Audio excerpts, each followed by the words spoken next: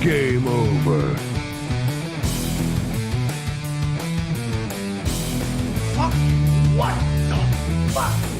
Fuck! Hold on! Fuck! Fuck this fucking! How did you two fucking butts? Fuck! Game over, man. Game over. Wait a minute. There's things here. There's trees. There's rocks. There's buds. There's squirrels. Come on. We'll bless them all until we get naked. Join me.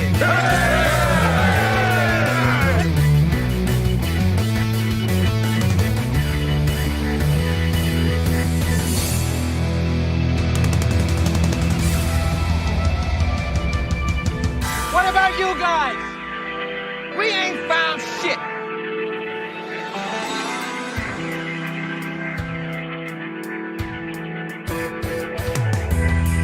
Why did somebody tell me my ass was so big?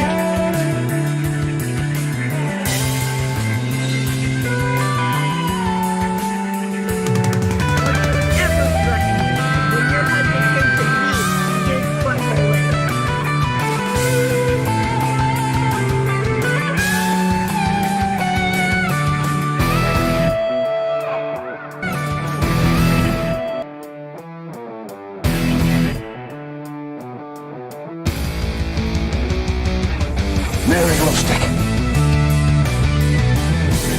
I was fixing my coochie lips.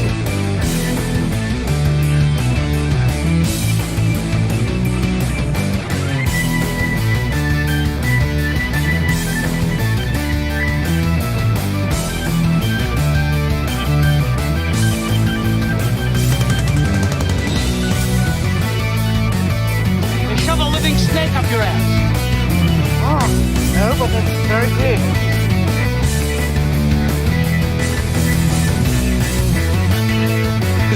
I've never touched it before. Oh my gosh, you can tilt it?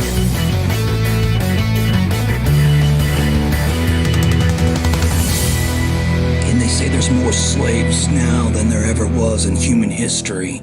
But they're all Asians, so who gives a shit? You know what I'm talking about?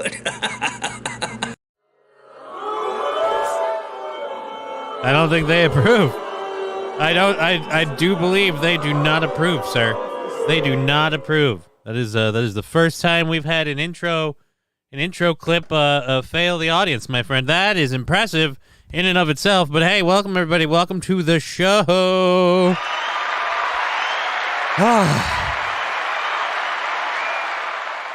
I just got in and boy are my wheels tired.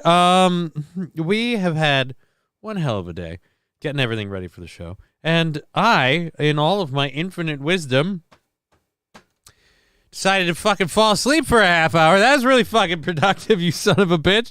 Oh, no. So I didn't get to have a nice title, like, fucking thumbnail or any of that shit. Because I felt fucking just laying here, just catnapping it off. Just, feeling the nice breeze of the fan. Had a little lunch. Have a little nappy poo. Fucking asshole. Anyways, so we've got all three chats up for Rumble, Twitch, and YouTube. Because as always, we're trying to keep all the chats available for you lovely people to be able to connect with the show. If you chat on stream, if you chat on the Twitch or YouTube streams, those do show up on the screen. And we have the, or at least they show up on the screen so long as I allow it, or whatever. And then we have the Rumble chat too. So, just, yeah. So how are you guys? How you doing? I'm always so me. It's my show. Let's talk about what I want to do. Blah, blah, blah. Why don't I just throw the ball to you for once? And just go ahead and tell me, how are we feeling?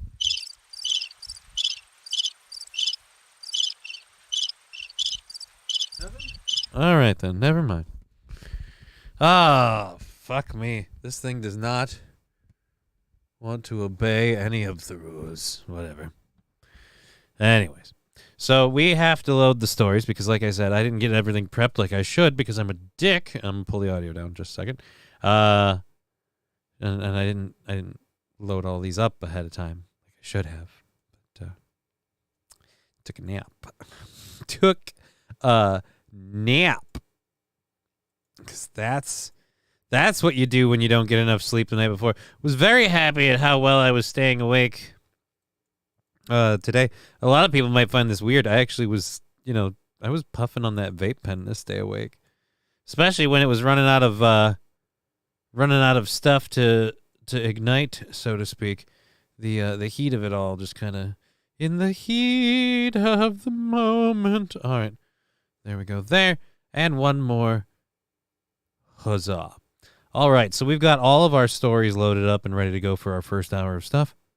The audio is good. The sound drops and everything are available if you want to use those on the Twitch, as well as the stickers. Ooh, let's get the kitty camera open in case the kitty should grace us with her presence. God knows she did this morning, plenty of times. So I wouldn't be surprised if that fluffy little bitch comes winging her butt over here. There we go. It's like you've got cripple legs. Really got to work on that. All right, so we've got, like I said, all of the chats up, and it's weird. I have all 3 chats up and not one. Fuck off. Well, I not spoke too soon. Now there's something. There's something right there. Saw that one. Was good. It is weird to have 3 chats up, and normally someone pops into one the minute the show starts. Like, hey, dude, and I'm like, all right, hey. And now I'm looking at 3. Finally, the Tommy Gun show telling me to fuck off. God, that makes me feel better. Makes me feel a lot better. Otherwise, I'm like, oh, what are we doing? What are we doing here? There we go. Drop that. Couldn't help myself. Hey, man, it was helpful for me. So not help yourself as much as possible. At any rate, thank you for being here. We do have the show ready to go. I suppose we could start it now. Unless you've got something better to do. Fuck off. I mean, I kind of want to. I had a great day playing World of Warcraft yesterday. All right, you know what? Here's a stupid nerdy story, and it's whatever. We're not going to get into the weeds of the details because nobody gives a shit. We're going to cover just the specifics. There's this thing in World of Warcraft called raiding. It's kind of like the top tier event, kind of like the professional level gaming event in the game, if you will. Right? I haven't done it in forever. Was pretty good at it back in my day. Don't mean to brag. But I got asked to do it again today, or yesterday. A character wasn't high enough level in terms of gear. All the reasons you shouldn't do it. Did it, and did it well. To the point where they're like, dude, you got to gear up and run with us regularly. And I'm like, you know what? It's been a while. I think I would like to. As the Tommy Gun shows, Leroy Jenkins. I fucking Leroy'd the shit out of that place. I was super squishy, and I fucking, the only way you Last time I checked, we don't have a whole lot of songs that feature the cowbell. I gotta have more cowbell, baby. Hello, everyone. Hello, Toastmaster. That is 16 months for Toastmaster subscribing to this amazing dog shit program. Thank you for supporting me and my endeavors to not have to get more work, and for 16 months. So cowbell incoming. Thank you very, very much. Alrighty, so as I was saying, we crushed it, and fucking, like, I got picked up. I'm a hot agent. They want the Johnny on the raid. They want me to do the raids. So I'm like, yeah, dude, I can clear, they're like every Sunday, like, Sunday nights, I can clear. After I get done with my smoke show, I'm good and blitzed. I'll go hang out with my daughter for like a half hour, come down to Sarah's and raid. That sounds fucking great. Yeah. So, just can't get that bug out of me right now. I'm just fucking zipped on that. And then because of that, I couldn't sleep last night at all. I was so jazzed off of people being like, dude, you shouldn't be doing this well. You shouldn't be doing this, you shouldn't be putting up your numbers as high as you are with your gear, everything the way it is. Like, your gear has you at a place that you shouldn't be performing at. I mean, yes, you're a piece of tissue paper. That's unavoidable. But the rest of it, wow, it's not half bad. I was quite happy. All right, let's see what we got from the Tommy Gun show. Oh, yes, for those of you who don't understand the Leroy Jenkins reference. Oh, God, this is the entire 2-minute clip Jesus. How old? Dude, here's a fucking memory lane fucking moment. How old is WoW when you look at this shit? Jesus Christ. The graphics are so hard. Okay, guys. These eggs have given us a lot of trouble in the past. Does anybody need anything off this guy, or can we bypass him? I think Leroy needs something from this guy. Oh, he needs those devout shoulders? Isn't he a paladin? Okay, this is... Yeah, but that'll help him heal better. He'll have more mana. All right, so we're still talking. So we can keep him. This is one of those things where they don't put the clip together. They're waiting to get ready. Yeah, and then he just runs in. Yeah, it's funny. Whatever. We fucked it up. Fuck it. But thank you, Toastmaster, for linking that. Yeah, no, I play a paladin, ironically enough, but yeah, it was one of those things. I felt so good, man. I felt so good. Like, I wasn't planning to raid. I got done with this show. I hopped into WoW for a minute. I'm like, I'm gonna fuck around for a hot minute, and they're like, hey, we need one more body. Will you be that body? And I'm like, I don't know. I don't have the gear to do it. And they're like, well, you don't, but you're close. And how about we see if it works? And I said, all right. And they're like, if you're willing to listen and follow instructions on Discord, we're willing to give you a shot. And I said, sure. And they went, holy crap, not only can he listen and follow instructions, really damn good. And I'm like, whee. So that was fun for me. Sandy Squatch saying good afternoon, Well Salty waving, and BS saying, hey. Hi, everybody. Welcome to the show.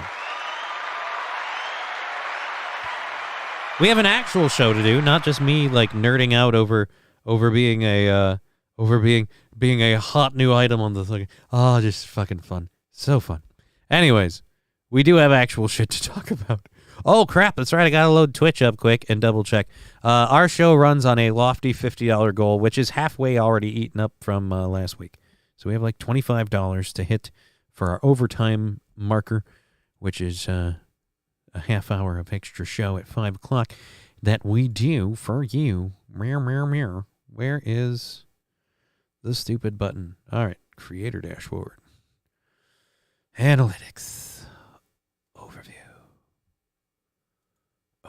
I hate seeing that number. All right, so that didn't change. That's what I thought, and we got that in. So yes, we are $25 away.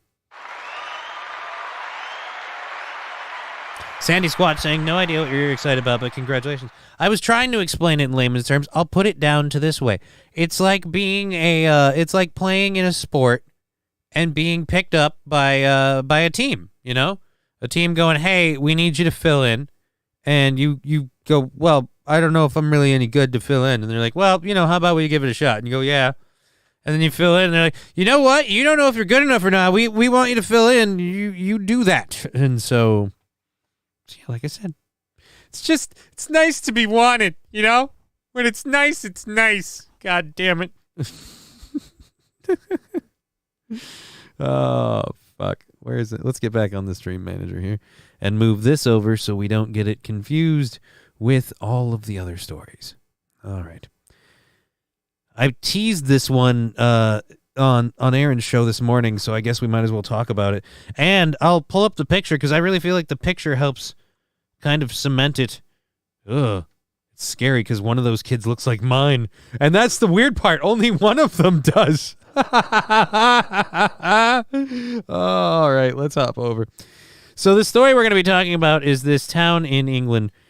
The school is going to be starting with one class having 17 pairs of twins. 17 pairs of twins. How many of you can't just fire one fucking shot at a time? You guys are double nutting all over the damn place. And I mean, that is going to be confusing. For most of them, actually. Because these two is a boy and a girl. Oh, those two is a boy and a girl. Those two are a boy and a girl. Oh, my God. Those two are retarded. Holy Jesus. I'm sorry. Some of these kids, I'm like, which twin is the stupid one? Because just, some of these things are not like the others, all right? That one looks stupid angry. And let's be honest. I'm sorry, I can't stop looking at the kid up in the left. Everybody's like trying to wave, like say hello, and he's all like, "Look at the back of my hand. I'm really impressed with it right now."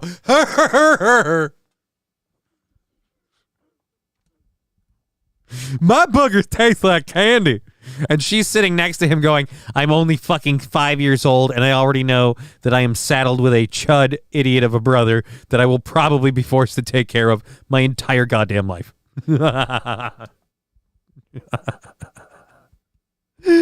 Holy shit. Oh, what are they putting in the water over there in Scotland? Oh, man. Jesus. Oh, there we go. Was it Scottish local authority colloquially known as Twinver-Clyde is bracing itself for the second largest number of twins on record starting primary school next week. 17 sets of twins. What the fuck? The only time more twins started school in the region was in 2015 when 19 sets of twins started primary school. On Friday, the majority of the 2023 class gathered at St. Patrick's Primary School in Green Rock for dress rehearsal ahead of their first day. Most of the youngsters were present, with 15 of the 17 sets of twins in attendance. St. Patrick's, along with Ardegowan Primary, is one of the 2 schools in Iverclad taking in the most pairs of twins, with 3 sets each joining their respective Primary 1 classes. You got to appreciate that if you're the teacher, right? Like, it's pretty easy to notice when one is missing. Hey, where's your twin? Where's your battle buddy?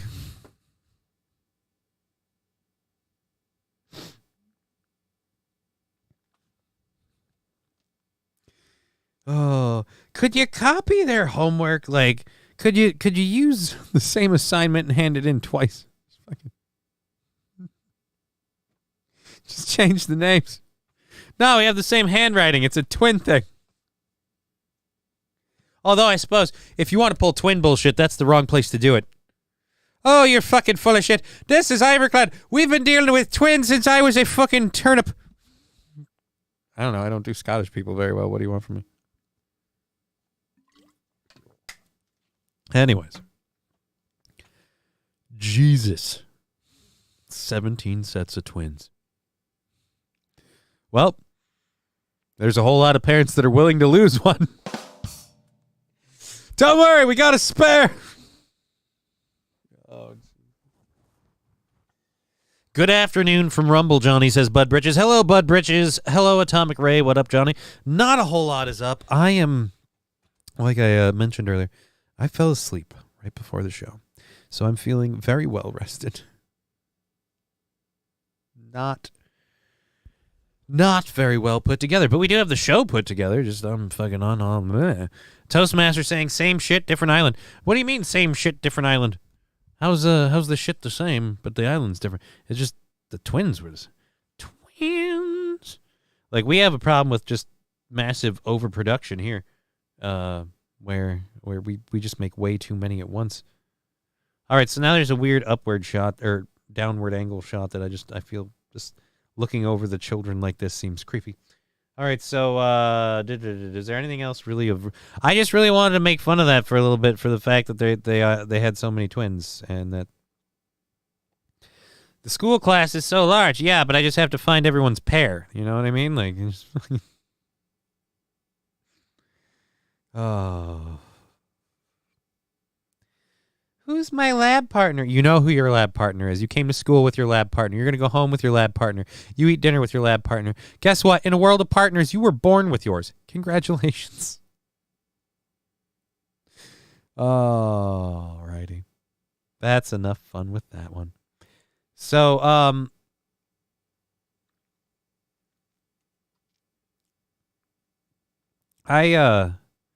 all for karma and stuff. I'm hoping I'm eventually going to catch some good one coming around. I don't know what I did to deserve it. Apparently, I've been a huge dick, which tracks. But I just, something.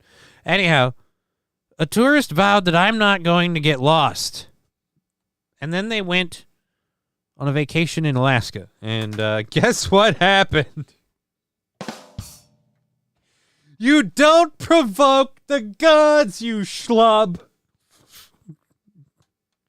Your Scottish sounds Irish. That's funny because I thought it was fucking French. I mean, yeah, probably. It probably does. Because I've been working on an Irish accent. I don't even want to talk about why. I'm not going to jinx it. That's a long, long, long, long ways off. So we're not even going to bother bringing it up. But anyhow, my point being, yeah, it probably does. It probably does. Sorry. Actually, you know what? I have a better Scottish accent. Here's my best Scottish accent. First things first. Where's your shitter? I've got a turtle head poking out. I'm not kidding. I got a crap on deck that could choke a donkey. Oh, it's squidgy. Oh, Christ, I'm getting all emotional from it, you know?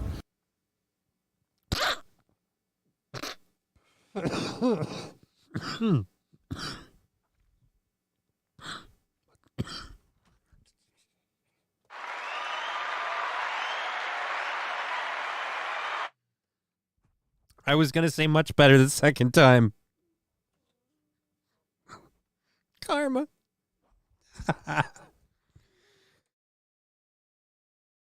Alrighty. So back to this story. The tourist vowed that they were not going to get lost, and then they went to Alaska, and it was 2 of them. Ah, damn it. Which one of you did it? Which one of you said you weren't going to get lost? Was it him or her? I'm betting it was her. I'm betting it was her. I'm not going to get lost. We have the phones and the GPS. We're not going to get lost. I mean, it's 2023. Who gets lost? I don't know why I'm suddenly thinking she's from New Jersey. If she is from New Jersey, this gets fucking weirder. All right, well, let's find out.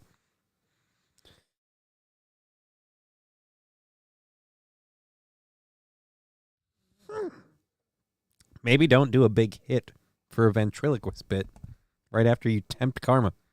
Alrighty, so Alaskan authorities are searching for 2 Tennessee. Aw, damn it, Tennessee. It was so close. Wanted it to be New Jersey. Kitty, you coming up here or not?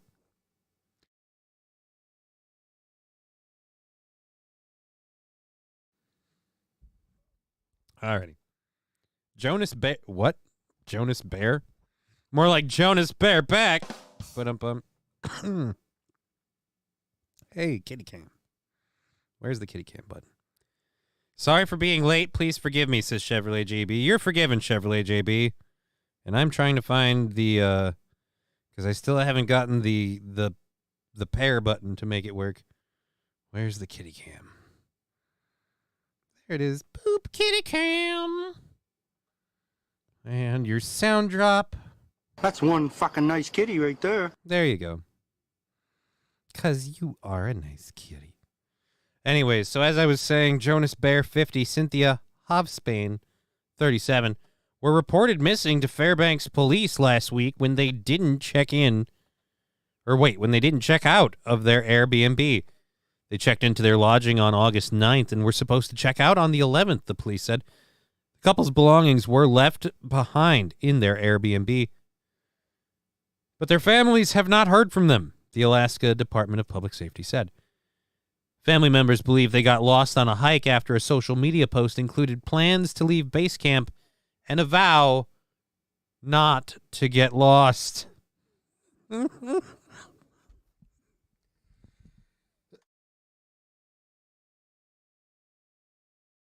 That was one hard hit. The couple visited Alaska for Bear's 50th birthday. According to his Facebook, he posted photos of the Denali National Park, a birthday brunch in Anchorage, and previously posted about his quest to visit all 50 states, ending with Alaska for a milestone birthday. Bear posted that the couple was exploring the Denali National Park. I'm not going to get lost like I did 10 years ago in Australia at Katoomba Range.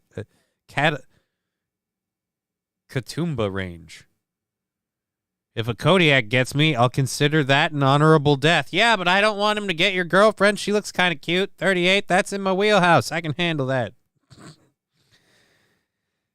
Jonas, I greatly appreciate all the web love for my B-Day. Hurrah, finally have a signal as we leave base camp tomorrow at 7 a.m. in Denali.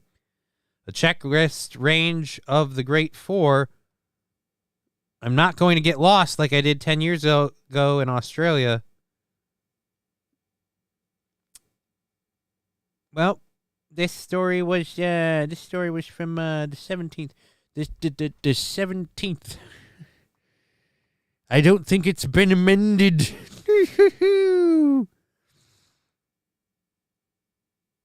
There, you with fat bastard Shrek. What? I don't know. Johnny rubbing his pussy. No, Johnny petting his adorable kitty. And his adorable kitty who's... You're slinking out of frame. It now just looks like I'm jerking it, man.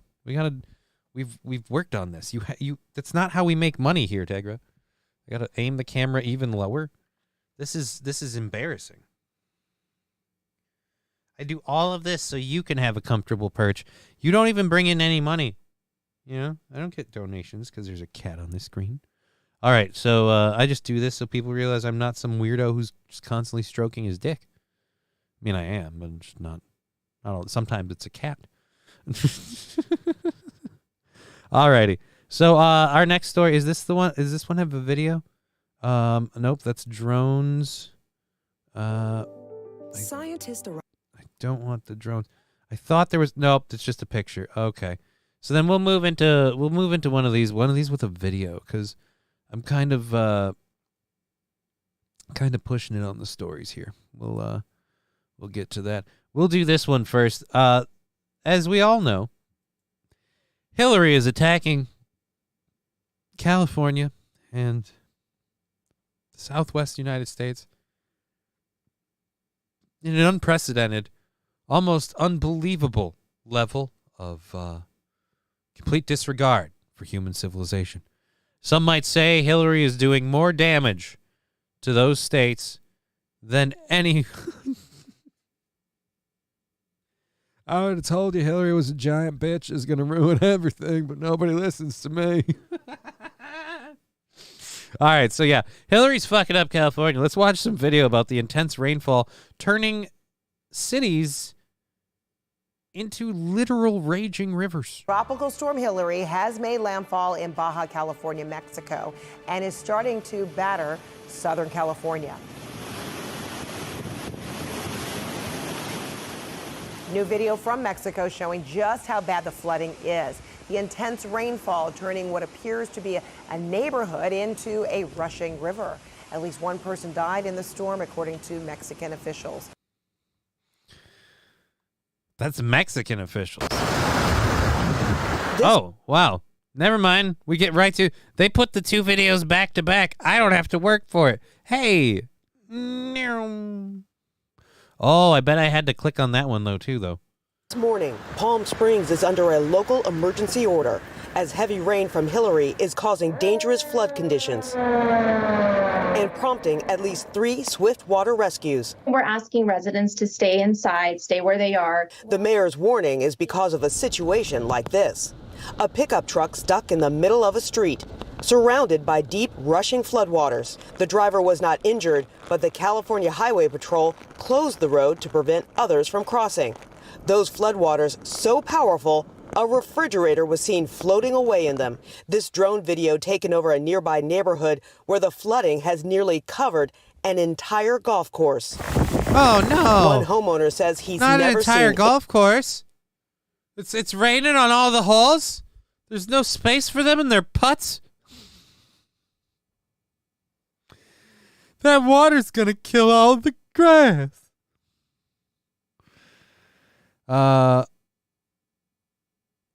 None of that water me. I will die of thirst first. I mean, you don't have to. You could choose to live. I want to live. I want to live. Anything like it in the Coachella Valley. Within 24 hours, it's turned into a torrential storm. Between hole number 13 and hole number 16, it's virtually 6 feet thick. The conditions there also... Between hole number 13 and hole number 16, it's nearly impossible to golf. I say nearly. If you get a strobing ball that you can locate in mildly deep water and some good waders. You know, there's it's gonna be a while before the heavy stuff starts coming down. Q saying kitty. Yes, the kitty. Here, let's go back to the live shot here. Yes, the kitty. The kitty. She's a happy kitty. She likes getting her kitty scritches while we do the show. So yes, Hillary tearing through the Southwest. I don't know if this is a like an opening volley before she announces her run and her candidacy for the presidency, or if this is just to punish the Southwest for not voting staunchly Democrat enough. I don't know. The point is Hillary's pissed. So creating a dangerous situation for drivers, including a fire truck forced to turn around due to rising waters. Ahead of the storm, Right, hold on. A fire truck was forced to turn around. Let's go back. I didn't get to see all of that. I want to see that. What? Waters. Ahead of So a fire truck was forced to turn around because of deadly waters. Here's my question. The fuck is burning right now? All right? You've got more rain than you know what to do with. I've got a video clip coming up of streets literally, or I think we did show that one. I don't know. It might be that one. It might be another one. But the point is, there's a shit ton of fucking water everywhere. What's on fire? All right. Bye-bye, kitty. We will miss you, Monsieur Kitty. All right. Well, let's keep on going then. Of the storm, the Palm Springs mayor says the city prepared and distributed 60,000 sandbags, as well as cleared storm drains. Even an inch or two of rain in the desert can cause damage. All right, take a look at this. The road. And you did not arm any of these people with even one ShamWow. All right? I've watched the commercials. You would be surprised at the absorbency of the ShamWow. It is probably both a sham and something that would make you go, whoa. Totally covered up, but it's also completely socked in on this other side of the road. I mean, look. Woo! I'm barely touching the bottom there. State officials say some desert regions, like Palm Springs, could double their yearly amount of water in just one day from Hillary. Overnight, officials in Ventura County searched by helicopter and on the ground for a couple of people believed to be trapped by floodwaters from the Santa Clara River. 2 people eventually walked out of the flooded area, assisted by crews. Officials urging everyone to stay out of river bottoms and canals. Whoa. And this was the scene Sunday in Wrightwood, about 77 miles northeast of Los Angeles. That is Huge gushes of water forcing their way through a wash, carrying large logs, rocks, and muddy debris. Exactly the type of thing the governor wants people to be on alert for. Take seriously debris flows and floods, flash floods, lightning, possibility of tornadoes. Oh. Fucking Newsom. The problem is, I don't like you, sir. So I don't want to listen to you. Not that your information on this particular thing is right or wrong. I simply... All right. Where were we? We were going... Oh, we forgot to load. That's right, because we did that one. We didn't do this one. We got to do it this way. I booped you with the computer boops. There we go. Rushing River through... Tropical Oh, Jesus Christ. Has made landfall in... I just realized, yeah, look at my sweet dick. Isn't that awesome? How do we close the kitty cam? Nice landing with the sticker, whoever landed that there. Who was that?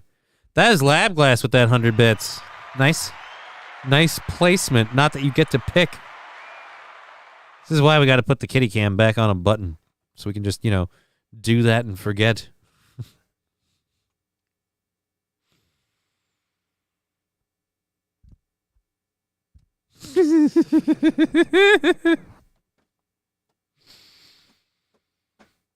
I mean, it's kind of funny. All right. Wait a minute. Nope. I think this is literally the story we just did a minute Baja ago. California, Mexico. Yep. We just did that one a minute ago, so I didn't miss it. Ha, suck my dick. Or wait, no. Did we do Hillary flood, weather. Ooh, Baja California. Wait a minute. Oh, this one's the same link twice. Well, what the shit, asshole? I guess it doesn't matter. All right, then. Who gives a fuck? Moving on. Thank you for being part of the show. We're having a rock and roll time, hopefully going for another 3 hours. At the very least, we're going for another 2.5 hours. And if we hit our overtime goal of somewhere around $20, $25, I believe, we'll be doing the overtime. Let's link those little PayPal things. Let's do all that stupid shit quick while we have a moment. Nerp. And nerp. There we go, there. And there. And there's a happy link. And there's a happy link. All right, and then we'll post this one here. Again, if you want to support the show, we appreciate it. Our goals are small. But if they're met, we kick the extra over into the next day and keep on keeping on. Moving right along. Oh, we did the tourist, not kidding. Half-eaten fish. Anglers in a Connecticut town are reeling, oh, screw you, in what appears to be half-eaten fish, and it seems to be due to an ocean predator. Well, no shit. The fish don't eat themselves. Of course there's an ocean predator involved. No, it was another guy that came up. Some homeless person said, I'm going to eat your fucking fish. No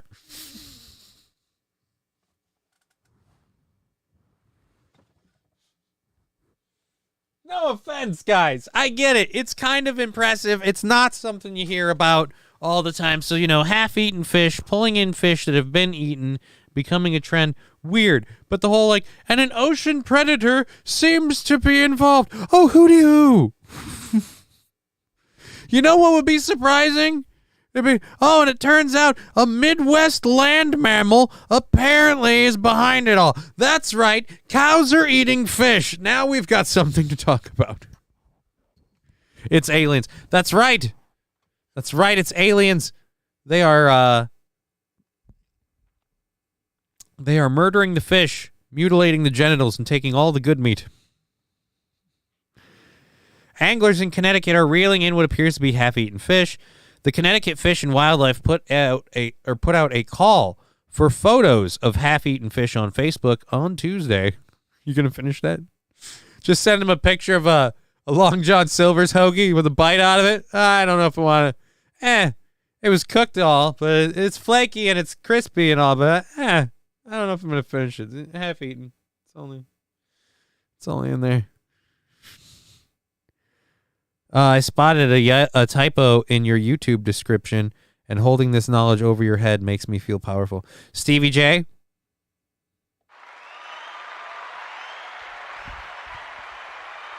I could challenge your power. I really could. I'm not gonna, because I don't need to. Glad you feel powerful. It's what you need, and you do you. And then the battle began over a typo. Really? I don't give a shit. All right. Yesterday, while reeling in striped. See, why do I worry about typos? I can't even speak straight. Yesterday, while reeling in the striped bass, these anglers had an unexpected visitor who proceeded to chomp most of the striped bass in one bite. The CFW wrote in a post. We hear of this happening more and more. All right, let's zoom in. Oh yeah, they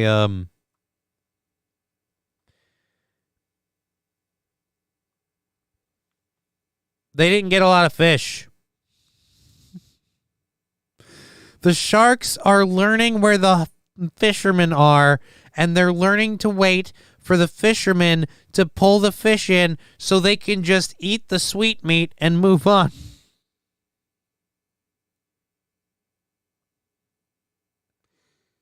I mean, it's kind of fucking brilliant. We're taking the fish out of the ocean. That is their food. So they're just like, hey, there's a tax. That much for me. You get the rest. Oh, fuck. The poor fish is really the loser in most of this, I think. That bastard didn't stand a chance. Either way, either this fat fuck was going to eat him, or Well, or the shark ate him. Whew.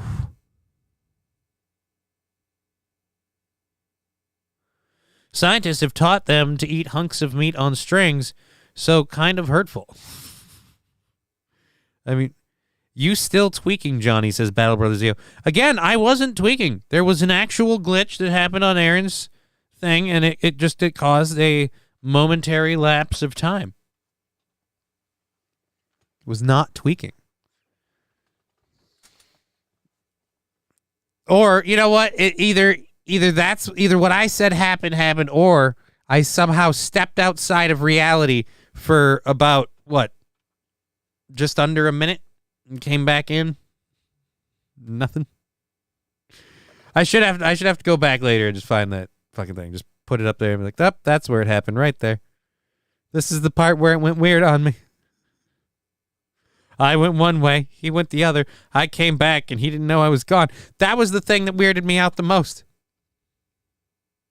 He didn't realize I was gone or that there was any problems. Sharks are Americanized, half for them, and screw hunting somebody will bring me food. Lab Glass is right. They're just like us now. Next thing you know, they're going to be swimming up in their lazy boy recliners. You know, like, hurry up and go fishing. I want to eat and watch Wheel of Fortune. Something you can have fun with, Johnny, says Battle Brothers Zio. Sure. We'll look at this.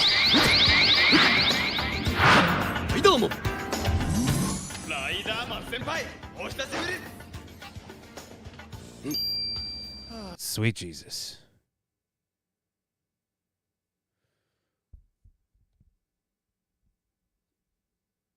This is only 3 weeks old. That's scary. This looks like it should be much older than 3 weeks. I almost want to go through this, but I don't think I can. One, I don't know if it's copyrighted or something, or if I'll get in trouble, but we'll hold the screen here just for a moment. Why is there a stuffed monkey on the wall? I mean, of all the things to see in your super secret base camp, why is there a plush gorilla just sitting on the wall? Or is he on the wall or he's on a light? Either way, why is there a toy gorilla decorating your base? That just doesn't seem... I gather around me symbols of darkness to motivate me to punish justice. Why is there a plushie over here? Just squeaks. Just fucking... Holy Jesus. Is that an Ultraman wannabe? It looks like it might be, or it's a, you know what, it might be like a Saberman or whatever. I don't know.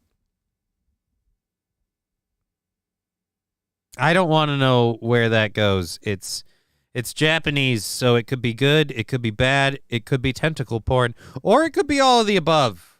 And some holes don't close when they're opened.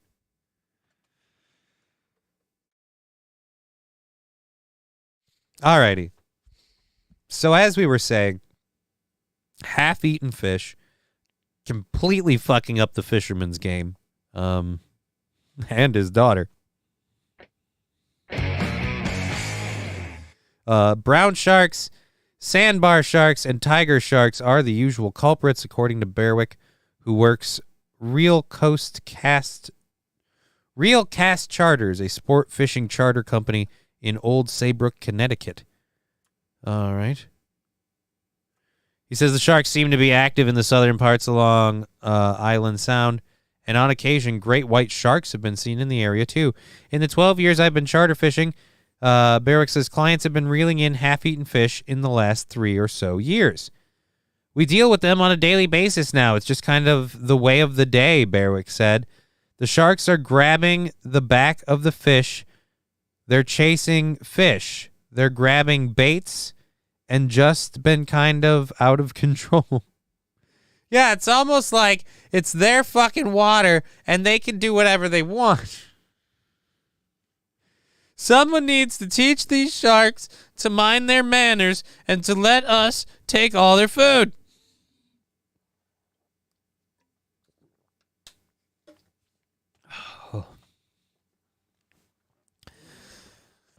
trucker 18-wheeler that have their own Coleman tents. They're just going to be hanging out in Coleman tents. As opposed to a shark fin, it's just the crest of a Coleman tent. Burden. Do you have some spare change? Alrighty. Reeling in half-eaten fish has yielded mixed feelings from charter fishing clients, according to Bearwick. When clients go to see the sharks as they take bites, excitement is stirred from the close-up encounters, he explained. But at the same time, not being able to fulfill the dream of catching a fully intact, once-in-a-lifetime trophy is disappointing to some, especially when the uneaten fish remains show signs of being a large, according to Berwick. It was going to be you see that, Mira? That fish was a fat. He ate my fat fish. I have it on the wall. Be like, I fed my family for a month. Fucking sharks, man. Fucking sharks. Berwick said that he throws the fish heads back in the water to respect the state's size limit. Usually, nearby sharks will finish it off. Crabs and lobster could also benefit from the half-eaten fish, Berwick continued. Even for smaller fish, it's not immediately clear if a shark bite could contaminate the meat, he added. I don't know if it's a bait thing or if it's the temperature or whatever the case can be. But the sharks have just started to kind of move in from last year, said Bearwick. Oh, dude, we got another picture. Oh, that's a nice one. Looks like he's on a bamboo stick. I don't get what that's about. Is it like frozen to a stick? That's a weird... The stick thing is strange. That doesn't fully make sense. But either way, the poor fucking fish. You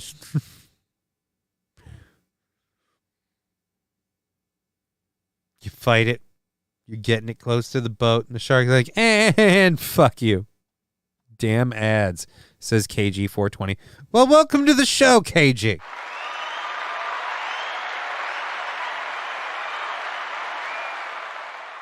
Hi, Johnny, says KG. Yes, good to see you. Good to see you. We're talking about people going fishing only to pull up a half-eaten fish. Because sharks are playing the epic game of, I licked it first. You want to plunder our oceans? All right, you can have the rest. I'll just take this part. Oh, it's beautiful. I mean, it's fucking funny and fucked up at the same time. But either way. Fox News Digital reached out to Connecticut Fish and Wildlife for a comment. Several other anglers have replied to CFW with photos of their half-eaten fish and shark sightings. Well, we don't have any pictures of shark sightings. We just have pictures of half-eaten fish. Why does this boat look like it is on a fucking... Why does this boat look like it's in a strip club? Okay? Why does this boat... Something between this dude being as big as he is, wearing giant white waders, and the blue light of the black light going off around here. I just feel like if you could see on the other side of this half-eaten fish, it's just And coming up next to the stage is Crystal. And it's like some really, really old lady with saggy tits going, you want to dance? Just fucking... And that guy, yeah, dude, I got a half-eaten fish. Who says we don't have fun here? I don't know who they are, but they're lying. They're probably my mom. Alrighty. So, half-eaten fish. Very much getting the idea. Sharks are... Oh.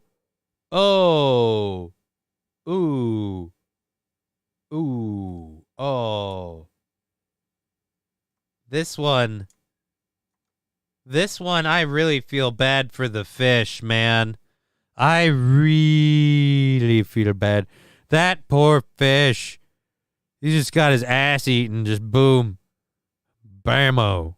And because that fish is fucked. Like, even if you keep it, it's gone. And you throw it back, it just, oh.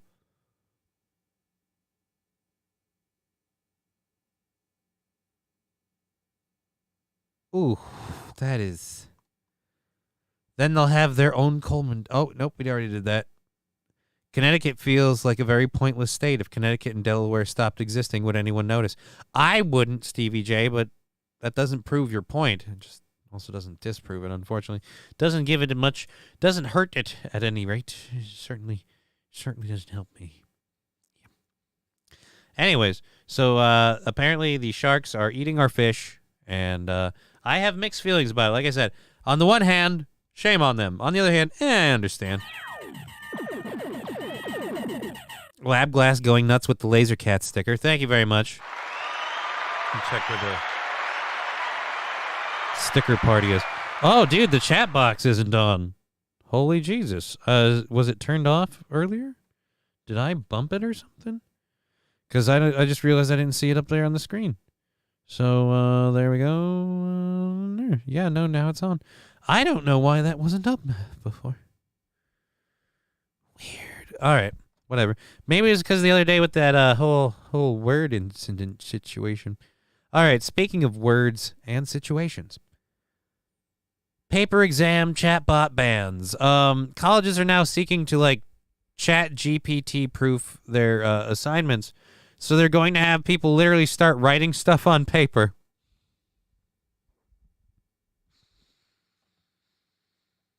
I love this so much. Look, we need you to show your work. Why? Because otherwise we don't think you fucking did it. That's why.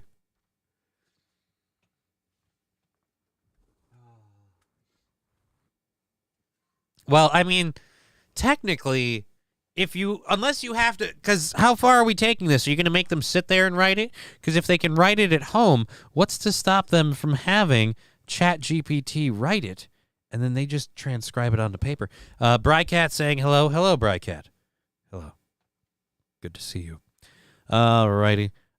When philosophy professor Darren Hick came across another case of cheating in his classroom at Furman University last semester. I think I have to burp. Yeah, I kind of do. He posted an update to his followers on social media. And I've caught my second ChatGPT plagiarist. Friends and colleagues responded with some wide-eyed emojis. Others expressed surprise. Only two? I've caught dozens, said Timothy Main, a writing professor at Conestoga College in Canada. We're in full-on crisis mode. Practically overnight, ChatGPT and other artificial intelligence chatbots have become the go-to source for cheating in college. Really? I thought it was loose women and drinks. Now educators are rethinking how they'll teach courses this fall, from Writing 101 to computer science. Educators say they want to embrace the technology's potential to teach and learn in new ways, but when it comes to assessing students, they see a need to ChatGPT-proof test questions and assignments. Some instructors, that means a return to paper exams. After years of digital-only tests, some professors will be requiring students to show editing history and drafts to prove their thought processes. Other instructors are less concerned. Some students have always found ways to cheat, they say, and this is just the latest option. An explosion of AI-generated chatbots, including ChatGPT, which launched in November, has raised new questions for academics dedicated to making sure that students not only can get the right answer, but also understand how to do the work. Educators say there is an agreement at least on some of the most pressing challenges. Are AI detectors reliable? Not yet, says Stephanie Lagini Fior, an associate vice provost at Temple University. This summer, Fior was part of a team at Temple that tested the detector by using Turnitin, a popular plagiarism detection device, and found it to be incredibly inaccurate. It worked best at confirming human work, she said, but was spotty in identifying chatbot-generated text, at least reliable with hybrid work. Will students get falsely accused of using artificial intelligence platforms to cheat? Absolutely. In one case last semester, Texas A&M professor wrongly accused an entire class of using ChatGPT on final assignments. Most of the class was subsequently exonerated. Yeah, so what happened to the professor then? If he guessed wrong on that many people, you gotta let him go, right? Like tenure or not, fuck him. You know what? You get tenure for one student every year. How long have you had tenure? I've been here for 15 years. Well, it was a class of 30. You're fucked. All right. See you later. What's next? Gonna make all students who do their college work at the campus in the classroom? Possibly KG 420. Possibly. It could be that. It could be so many other things. It sounds like, for the most part, we're just making people show their work, which, again, is hilarious. No, I need to see how you did it. Why? Because I don't think you did. Alrighty. So, yes, they're going to be changing their shorts, apparently. Thank you very much, Wilmer, for blowing that out your ass with the 250 channel points. We appreciate that. Thank you for being part of the show.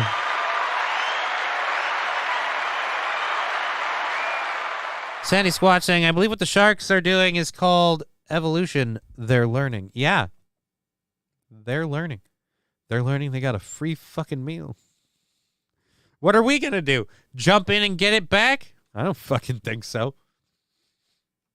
All right. This next story is just for me because I don't have a grudge. I really don't. But I like exercising it, I guess. I don't know. Soccer, I feel, is one of the weirdest sports to be like so widely embraced. I get it.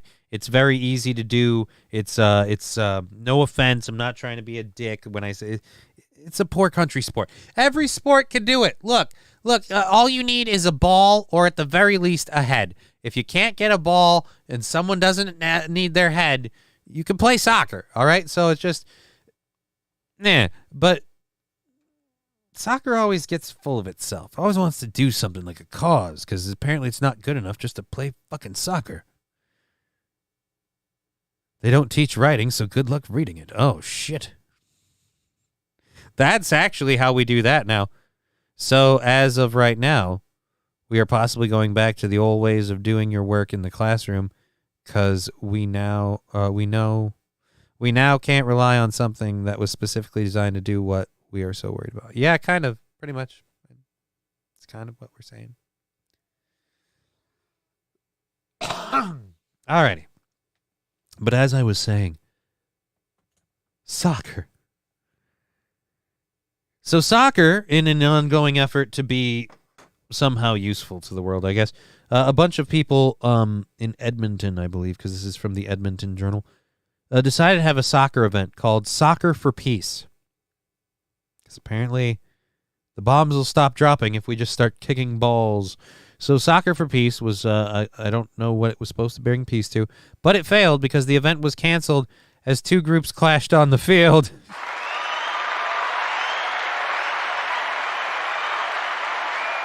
Oh, promoting world peace and an inclusive community.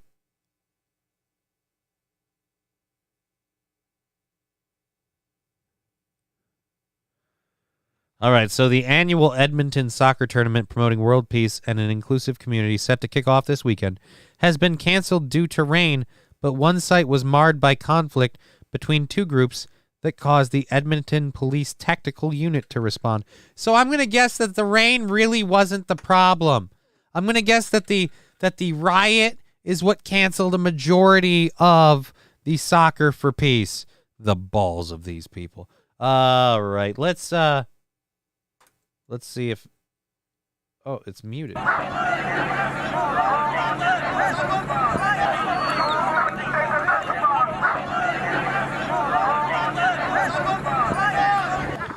A riot broke out during an Edmonton soccer tournament promoting world peace at the Roslyn Park soccer field.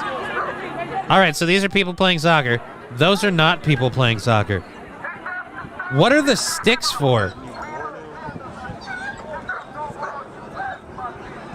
We've got barricades. We've got dogs. I don't see a whole lot of goals. I mean, fucking, again, you guys, it's soccer.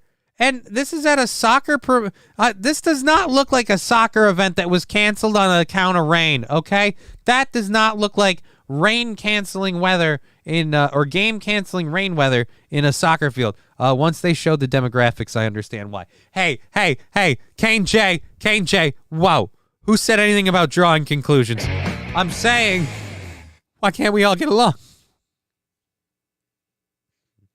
I get it, it's soccer, but it's not Buzkashi or anything, like a real sport. Maybe I'm just jealous, because I know deep down you could never do hockey for world peace. One, most of the world doesn't know how to play hockey because they suck. And then two, hockey just is not a peaceful sport. It's a sport where it's just like, I respect that guy, and to show him my respect, I'm going to punch his fucking face off his shoulders.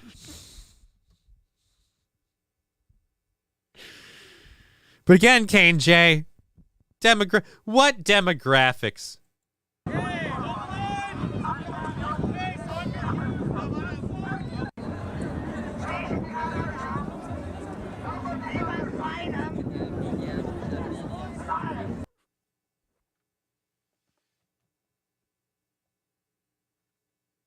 I forgot. Where did we say this was? Because unless that was the police.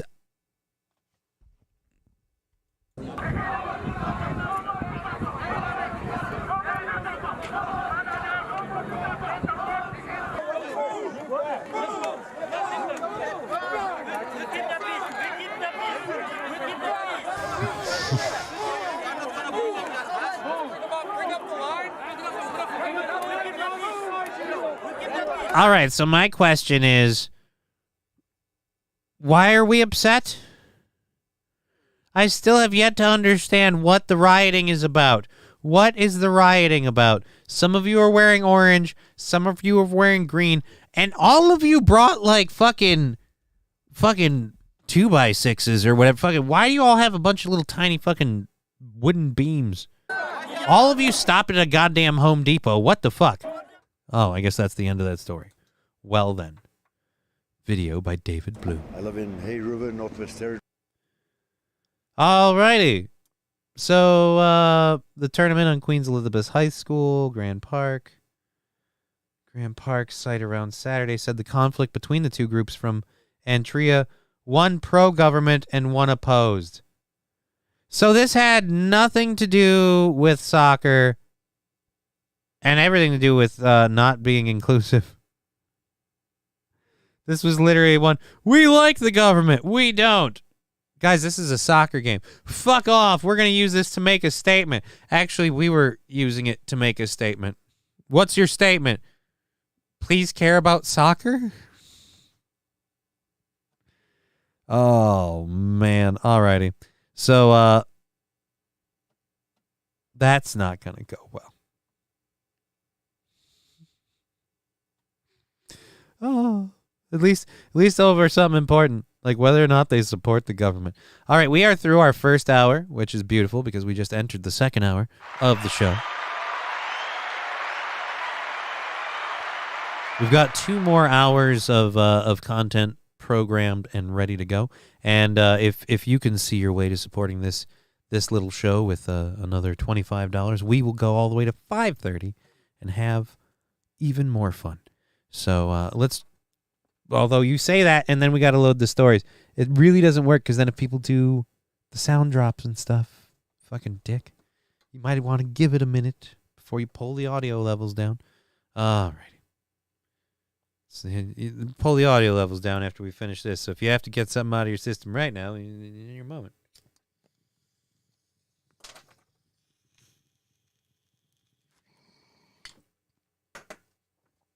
Should just hit that during the show. See how Aaron takes it.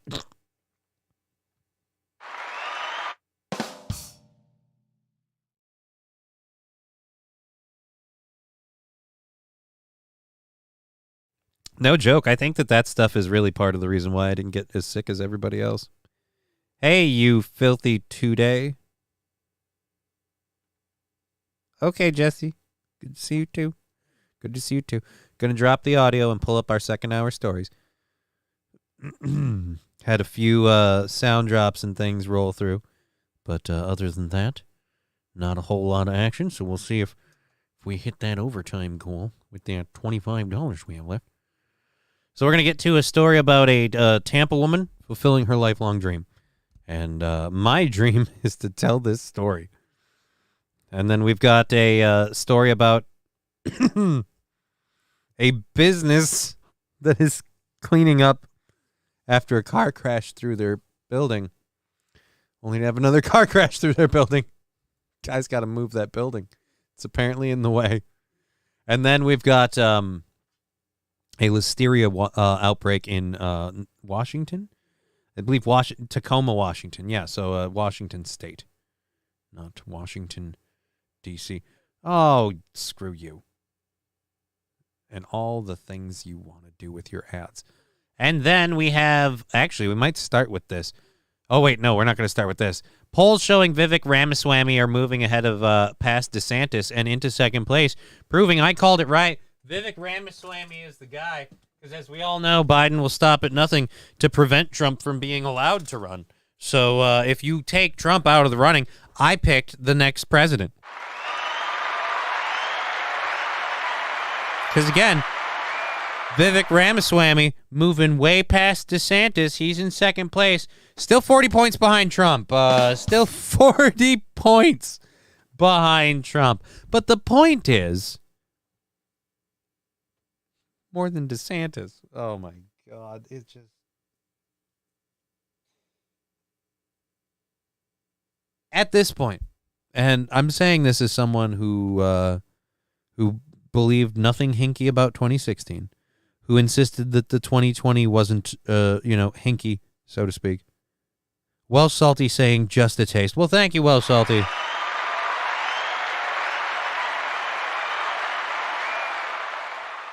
If Donald Trump is not president in 2024, I'm sorry. Somebody did something to make that happen. This whole he got held accountable for crimes. Did he? Did he? The guy sitting in office right now committed all the same crimes. Worse ones in some cases. All right. Anyways, let's move on with that. Do we want to do the Ramaswamy bit yet? Or do we want to do the train bit? Because that one is also very funny. Oh, wait. 1, 2, 3, 4. That's only 4. So 1, 2, 3, 4. Oh, and number 5. We didn't get... Did we get the Washington car crashes? How come I can't count? 1, 2, 3, 4. There's 4 up here and there's 5 up there. Tampa woman, car crash, listeria outbreak, Ramaswamy. I don't know how we're missing this. Whatever. Fuck it. We'll just do all of this. Oh, wait. No, that's the speeding train. That's this one. All right. We figured it out. Holy shit. Maybe you shouldn't smoke more weed. All righty. So, you're going to pull an ad on me, aren't you? I got to mute this quick. Otherwise, you're going to be a bitch. Oh, wait. The audio's down, so I don't have to worry about it. Hey, cool. And we're good. Audio's back up if you want to do sound drops, subs, all of that amazing shit. And we will, like I said, be going for at least 2 hours more. Hopefully 2.5. We'll see how we do. Oh, wait. Nope. I got a ding over here. What's the ding over here about? Never mind. We're good for the goal today. Let's see. So that would be today, tomorrow. So we're bringing in Humpty tomorrow. Ooh. I'm going to message Aaron after the show and ask him if he wants to let me use the egg chair tomorrow morning. Because then I can just roll it in tomorrow night. And in fact, I'm going to do that right now as our because we're not going to have to do a hype train or anything. Our goal's met. We're done. Thank you very much for that. Let me go back and go to this and question. Do you mind me using the egg chair tomorrow? Question mark. Because as I said, fully funded days have Humpty, so Humpty's in tomorrow for sure. Because tomorrow's fully funded. We're funded today, funded tomorrow. So it'd be so that'd be 25 cents, 75 cents, 20. So that we're halfway into Wednesday now. Halfway into Wednesday. I gotta fix that now. All right, so we gotta just change that. Thank you again, David Chandler, being a huge support to the program. Let's just switch that to Wednesday. There we go. All right. Thank you so much, everyone. And I guess that kind of a little anticlimactic, but that's a great way to do that. We're doing another hour. He's a prude sometimes. He probably won't want the egg chair. It'll be a distraction for him. He's been fine with it before. If he's not fine with it, it's okay. Here's the thing. I don't mind not using the egg chair. The reason I want to use the egg chair is just because it's a fun, lazy, nice. I can sit back there. I can, if I'm not actually doing the show and I don't got to load stuff and everything else, I'm just going to sit back and just kind of enjoy. I might actually fall asleep. Maybe I shouldn't use the egg chair. I'll just hotbox in the egg chair and just get a convalescing cloud of smoke. Yeah, I don't know. We'll see what he says. If he says no, then no. I mean, wheeling it in for my show is totally fine, too. Shit happens. It's happening one way or the other. Humpty's in tomorrow. Last time I checked, we don't have a whole lot of songs that feature the cowbell. I gotta have more cowbell, baby. Speak of the David, subscribing for 6 months at Tier 3. That is amazing. Thank you so much. Where is your sound drop for that? You'd all be dead now if it wasn't my David. Now, a little bit of cowbell coming in from one Mr. Chandler. Hey-o.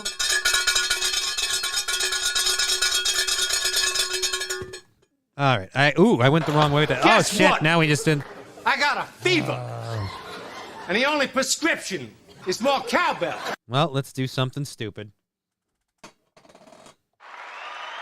All right.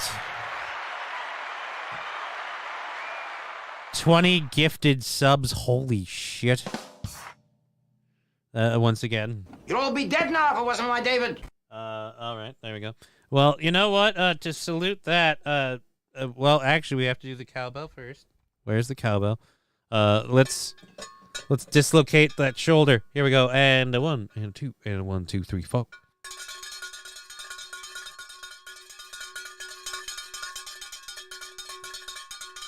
Carry the 2. 17. 18. 19. And a coronary. Thank you so much.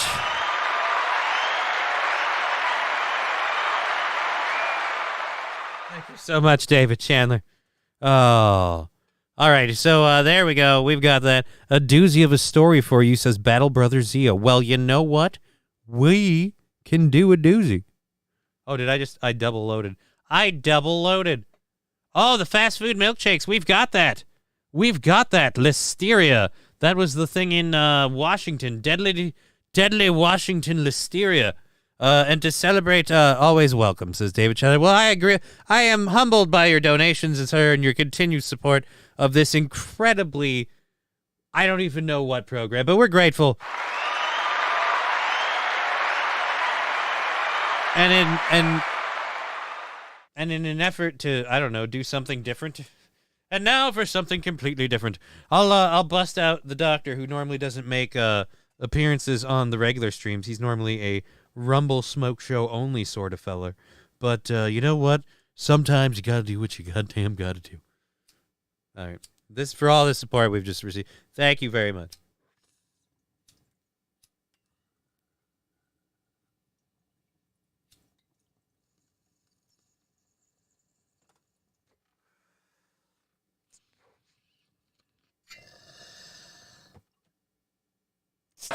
Guess what?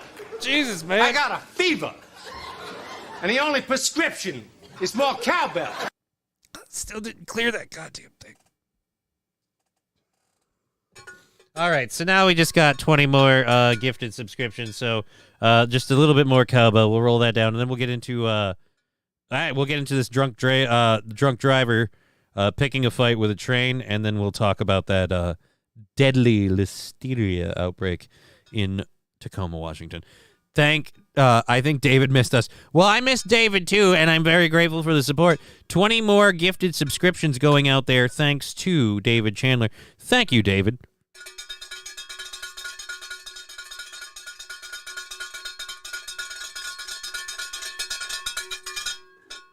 I believe we're good. All right.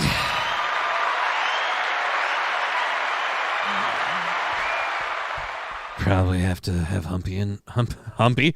We'll have to have Humpy in most of the week. Well, honestly, with a name like Humpy, why wouldn't you want him around? Anyways, let's get to this one. This is, again, a Taiwanese drunk driver. Guess what? I got a fever. And the only prescription is more cowbell. To the sound alerts. All right. I appreciate that. And the sound alerts say thank you. And now, let's drop the audio down for just a little bit. And again, that one last cowbell for huge supporter of the channel, David Chandler. Again, thank you, David. Thank you so very, very much. That is super awesome of you. What is it? Yen to... Guess what? I got a fever. It's just doing it one at a time now. The only prescription is more cowbell. Fuck you and your plans. Just keep going there. Yeah, why not? All right, just one more. All right, here we go. Hey-oh. All right. We set it down. The hand has come away. We'll see how we do. Can't mass gift tier 3s. Well, I appreciate that very, very much, sir. Very, very much. Think, bro. Think? What do you mean think? Why do I need to... What? Hey, David is back. We were just talking about you, wondering if you'd been indicted. No, David was here this morning when we were talking about David. You saw it. He was here then. I love this shit. I'm glad you love this shit, Jesse. I'm glad everyone loves it. Guess what? I got a fever. And the only prescription is more cowbell. I swear there's a show here somewhere. I'm going to find it. All right, where is that cowbell? We've got another 20 gifted tier subs to the community. Thank you so very much, David. Drop the audio just a little bit. We're counting all of this as a hype train or all of that, so I'll have to do a controlled burn with the doctor in just a minute. Also, I checked that earlier. We already counted that. So if you're... Unless you did it again. Guess what? Oh, fuck. I got a fever. And the only prescription is more cowbell.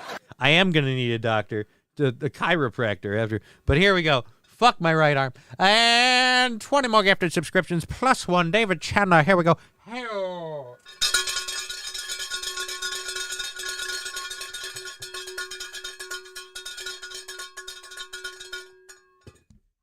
Oh.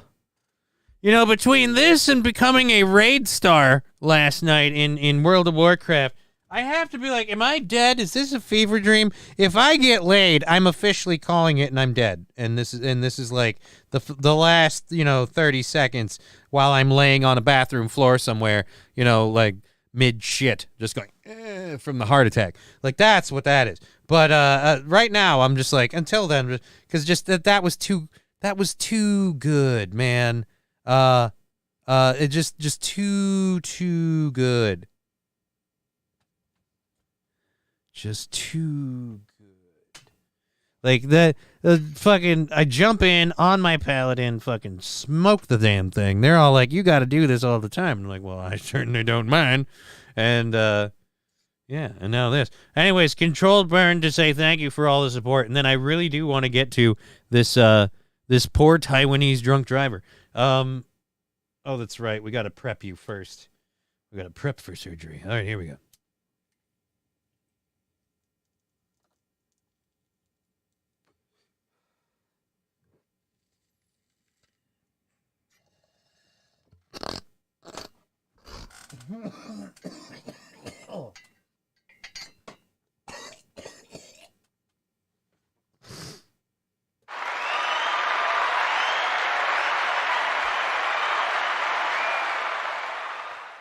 He does not fuck around, man. I didn't even clear it. Fucking Jesus. This thing's fucking loaded with smoke.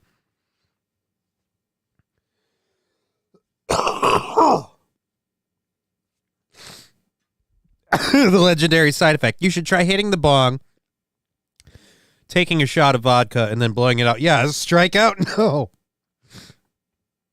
Do you see how much smoke this thing holds? Jesus Christ, no. Fucking damn. All right. Let's get through this ad quick. Legendary side effect saying that thing looks expensive. It was.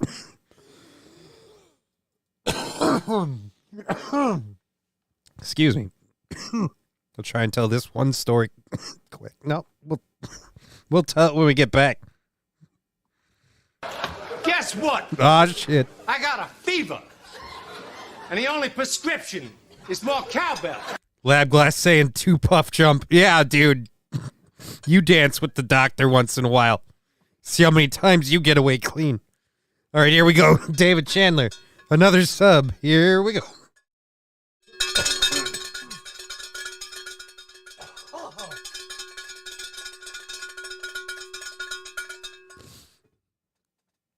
Luke Duke saying thank you, David. Yes, thank you, David Chandler. Thank you very, very much. Ah, got him.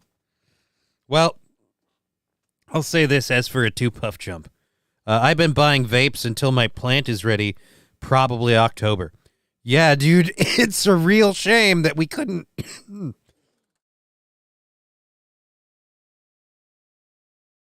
Dude, seriously, the doctor does not fuck around. Good God. Oh, dude, fuck is taller than I am. I mean, this thing is not taller than you are. This thing's only fucking. At any rate, holy smokes, literally. Well, this thing here, now that we kind of cleared out and we haven't started the video for the train thing, we'll get through this story really quick. The story behind this massive piece, and before we get going with that, just again, quick thank you to everyone on Twitch, YouTube, and Rumble. We've got all 3 chats up. If you speak, we will see it. I have a Pakistani hookah that my brother got for me while he was overseas on one of his tours. And I was going to use that for the Sunday Smoke Show as my smoke piece. I got it ready to go. Had to read online how to fucking set up a metal Pakistani hookah because there's a whole bunch of hoses and shit. And then so I set the whole thing up. Has a fucking hole in it. Starts leaking. And I'm like, God damn it. So I went to the smoke shop. And I splurged on a very nice glass piece, which is the doctor, for the sake of replacing the Pakistani pipe. The doctor is the name we ended up giving it because, one, it's very futuristic looking with all of these side chambers, and there's 8 of them. So, Doc Ock, whatever. Hell, I'd be stoned just sitting outside. Actually, that was kind of what happened at the anniversary show. Most of the people sitting outside the car got high. I didn't get high, or I didn't get or I did get high, but I didn't smoke. I got a contact buzz, and I cleared out the dock for a couple people. But about 300 to 400. No, not that high. No. Guess what? I got a fever. And the only prescription is more cowbell. Here we go. And for one, David Chandler gifting it to Ridin' Dirty Lum. Again, thank you so much, David, for the huge support of this channel. We very much appreciate it. And cowbell, hey-o.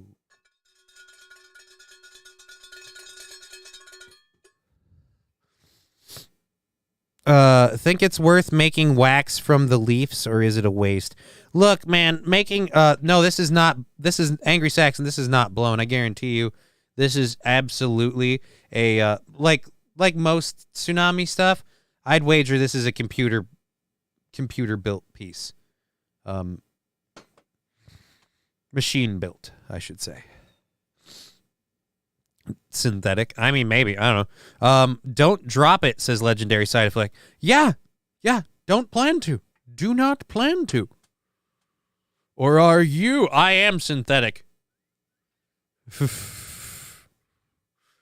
Oh, no, you're talking about David Chandler smoking. I'm fucking...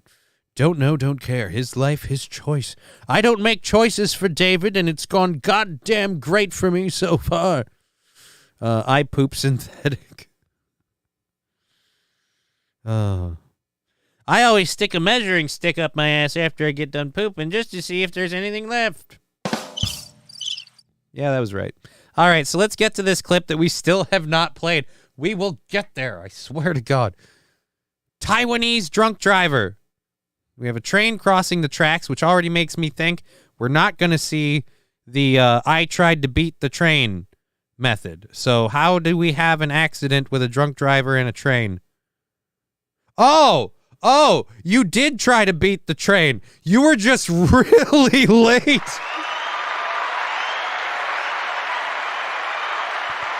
Don't worry, I'm going to make it. I'm going to make it. Pfft, we didn't make it. Holy shit. Holy shit. No, we're doing this again. Oh, I'm sorry. Did you not see the train there? Holy balls.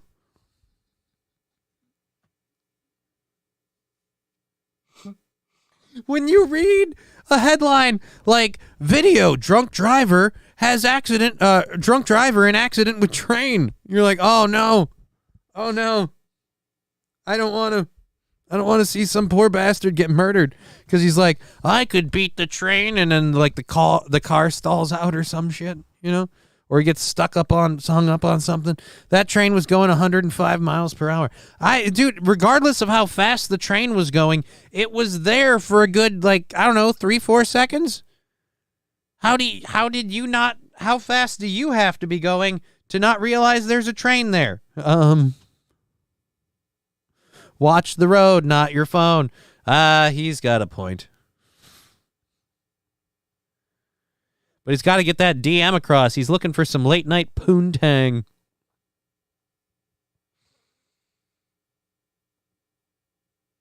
Now get out of the car.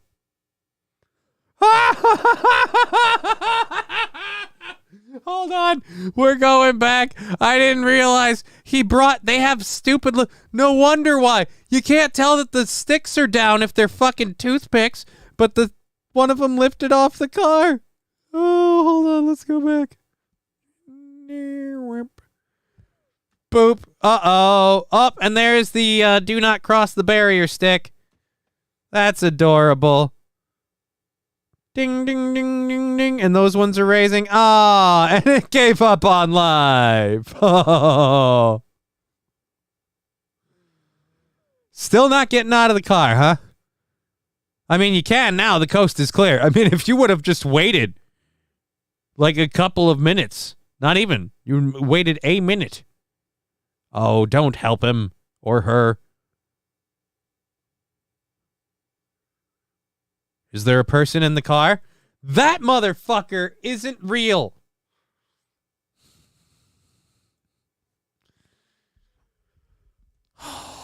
Did the train driver even notice? The train conductor? I don't know. What fucking... George Carlin? Did he even notice? Hell, waited 8 seconds. Yeah. If he wasn't knocked out before, he is now. I'm going to give that a solid yes. Again, I wonder, if you're on the train, do you notice? I mean, I suppose right when that car comes up and smashes into it. All right, let's see if we didn't get anything that was on there. Drunk driver in Taiwan captured on camera attempting to speed through a rail crossing at the same moment as a train. Yeah, that's a severe lack of thinking. Dramatic CCTV footage shows the moment the driver, Lin Nan,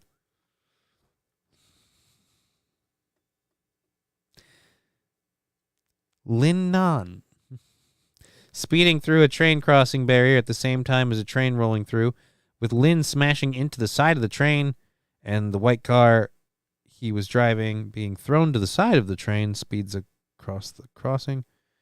Video ends with the car safely passing through the crossing. After the barriers are raised, the onlooker rushing to aid Lynn, according to the report. Survived with minor injuries. He had been out drinking the night before and had woken up and gone out to attempt to buy breakfast Monday morning. Oh, no.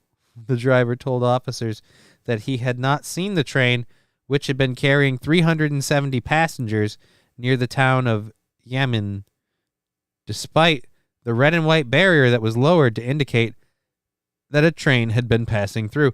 I mean, how do you not see the train? All right, yeah, look, we got pictures of the scene. All right, we're going to go enhance. Get your ad off the screen. Enhance. All right, guys. All right, it's Crime Stopper time. Website. All right, here we go, guys. Looking at it right below me. If you'll pay attention as what's going on below me here. That's the road behind them, all right? Heading out that way. I can tell you right now, if you're coming at the train from that angle, that's a pretty open passageway. We remember what we saw in the other video. How did you not see the train, sir? I mean, at all? Even a little bit? You didn't see the barriers were down? Pretty goddamn obvious. I don't understand. I mean, this is Taiwan, not North Korea. We don't need little traffic ladies to come out and teach us where to go. Oh, wow. All right. So, you were drinking last night. You went out to get breakfast. I mean, this is one of those things where how much would Uber of Eats would have that saved you? I mean, woof. Lin Win not. Oh, no. Oh, Luke Duke. Devil Pup saying hi, Johnny. Hey, Devil Pup. Good to see you. Russian drunk drivers, American drunk drivers, all made in Taiwan.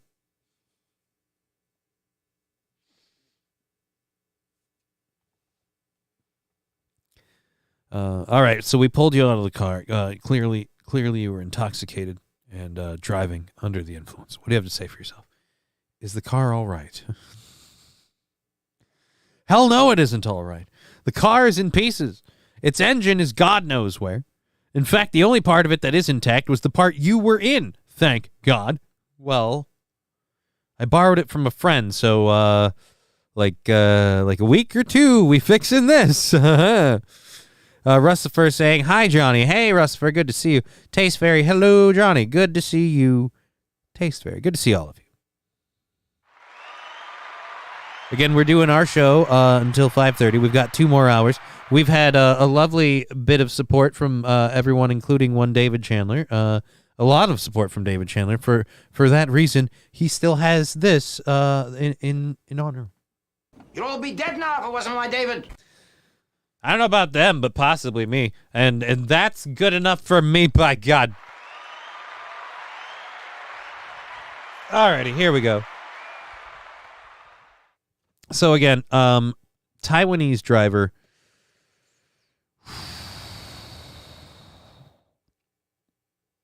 I feel this is the moment that you possibly regretted your decision. I mean, just right about now, if you're one of the people riding in the train at this time, are you going so fast you don't really know what this is? It doesn't work for me. I gotta have more cowbell. Saint Caesar following the channel. Thank you so very much, Saint Caesar. We love having follows on this channel. I would volunteer to do more work with the doctor, but I'm a man who's learning his limits in life, and I feel like you, sir, are excessive. You go ahead and take a break. Anyways, hi, Johnny. Been in the background. I was working and then dropped off an anniversary gift for April, a.k.a. America's stepmom. I've never heard side dick called that before, Rusty Kramer. Oh, God, wait a minute. Was that... Hey, I could be wrong about this, and I might be overreacting. Was that anniversary gift booze by chance? Was it booze? Was it that goddamn heaven-sent apple pie booze? And if so, do I qualify for some of the booze? Because and we better make sure the Aaron knows, I don't want his herpy lips on any of the booze that's meant for me, goddammit.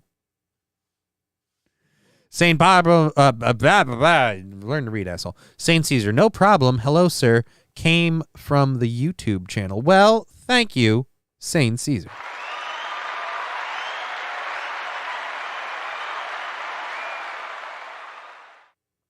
Was that a Tesla or a Wasla? I don't think it was a Tesla.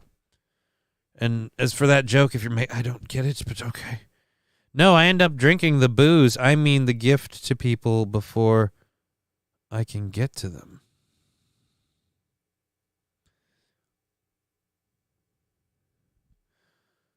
Okay, so then I don't know. Then the gift probably doesn't concern me. Then fine. That's the only thing I'm worried about. What is it? Fanatical Bucks fan has gummy bears that are coming my way eventually. Freeze-dried gummy bears. Apparently, it's amazing to have freeze-dried candy. I'm going to try it. I don't give a shit. And he says they've gotten 7 times larger. It's a big-ass bear. Anyways, so yeah, then the booze. I missed that. Did you and Aaron cover the story of AEW wrestler Cash Wheeler getting arrested for road rage a week before their biggest show at Wembley Stadium this week? No, we did not. If you want him to do that, send him the link. If you want me to do that, you can send me the link. We'll see if we get to it. Johnny, did you notice the UFC podcaster bit this morning was a free promo work? People who watch podcasters don't care about UFC. Now they're looking at it.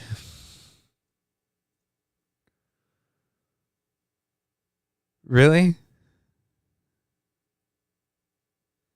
The UFC podcaster bit. Are you talking about the one me and Aaron did with the guy fucking fighting for Fuentes' honor or whatever? I'm not sure what we're talking about. The UFC podcaster bit this morning was a free promo work.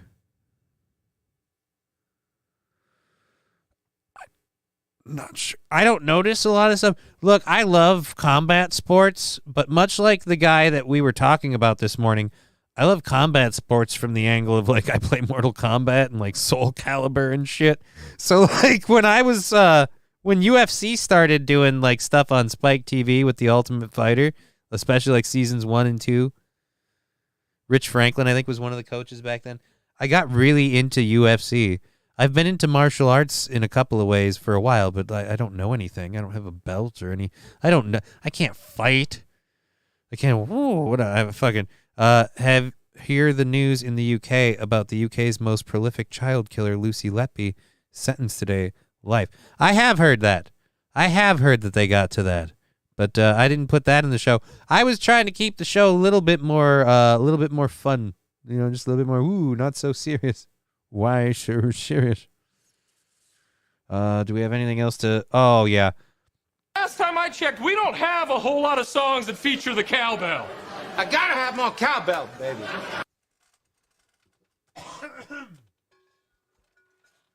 Polar Bear Express subscribing to the channel 7 months now. Thank you very much, Polar Bear Express. Cowbell incoming. Hey-o.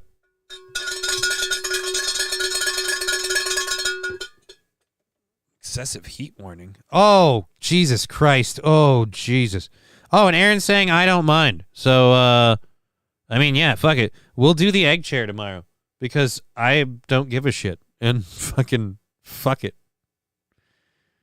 Holy God. I look at my phone that I saved up. I saved so much money for. I really shouldn't have gotten it. I should have saved that money and just kept it. Didn't know the economy, but I saved money for it. I hadn't gotten a new phone in like 6 or 7 years, and I was like, oh, I want to get this phone. And when I look at it, and it says excessive heat warning on it, and I'm like, why is it excessively warm? Oh, no. No, the excessive heat warning is for the world outside of the phone. Okay. We're fine. Alrighty. Well, anyways. So thank you for all that support and all that stuff. Yeah, that train and that fucking car are Dunskies. The train, at least, I hope, made its destination.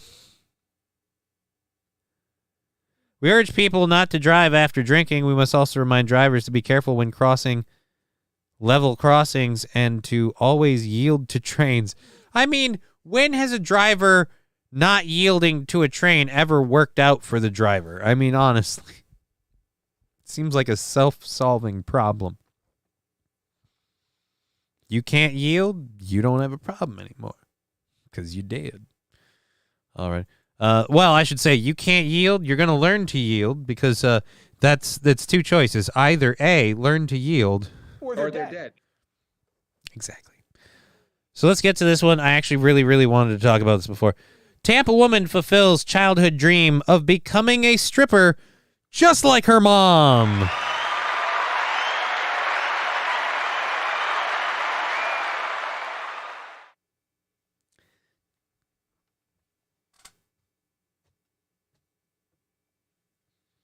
She's a Florida woman. Her lifelong dream is to be a stripper. Because her mom was a stripper.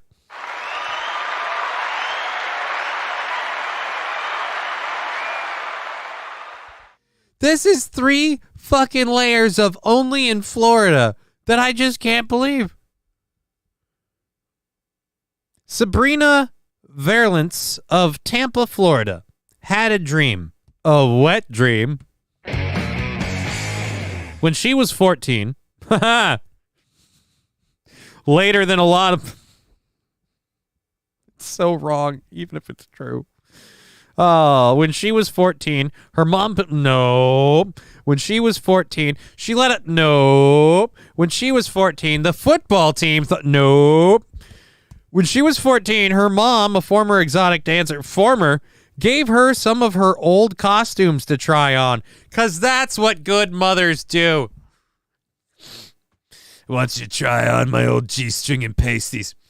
Trust me, I don't know when times will be tough, but they will be. Tough times make hard men. Hard men spend their money on drunken whores. And I'm going to teach you to make so much money, sweetheart. I don't know why she sounds like that, but it makes it more fun for me. Alrighty. So that's when she was 14. She got to try on some clothes, and that's when the Tampa woman knew she wanted to follow in her mom's footsteps and enter into the family business. Well, I mean, the family business? I don't know. The family business is more of contractual work. Contractual work. But your contractual work is, again, relying around jobs. Hand jobs, blow jobs. Seriously, that stuff doesn't really happen in the VIP room. But if you pay a couple $100, you can find out for yourself and just be really disappointed. 6 years later, at the age of 20, well, thank God she waited a whole 6 years.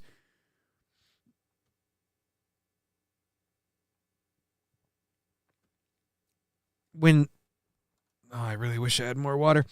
When you talk about a woman's dreams, you never expect to be able to utter this statement. 6 years later, at the age of 20, she bought a pole and a pair of pleaser heels and 2 dancer outfits. After practicing for only 2 days straight, she auditioned at a club in Clearwater, Florida. Her audition became her first night's work, and she took home $300. Now 23, Sabrina works 10 to 25 hours a week on the pole. Haha, whose pole? On the stage and in the private rooms, making up to $10,000 a night. Here's one of her videos showing off this week's work. Well, let's don't mind if I do. Derp-a-dur, derp-a-dur. My week as a dollar tripper.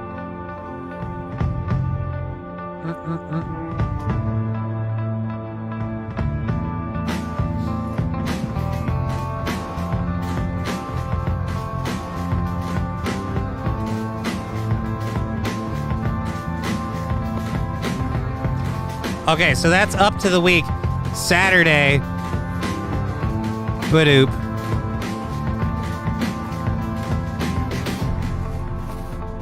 Lot of singles. Okay. This should elaborate 2 facts that I feel like a lot of people don't realize with strippers. Family business, her dad a pimp? No, her mom was a stripper. Ironically enough, in the story, no mention of the father.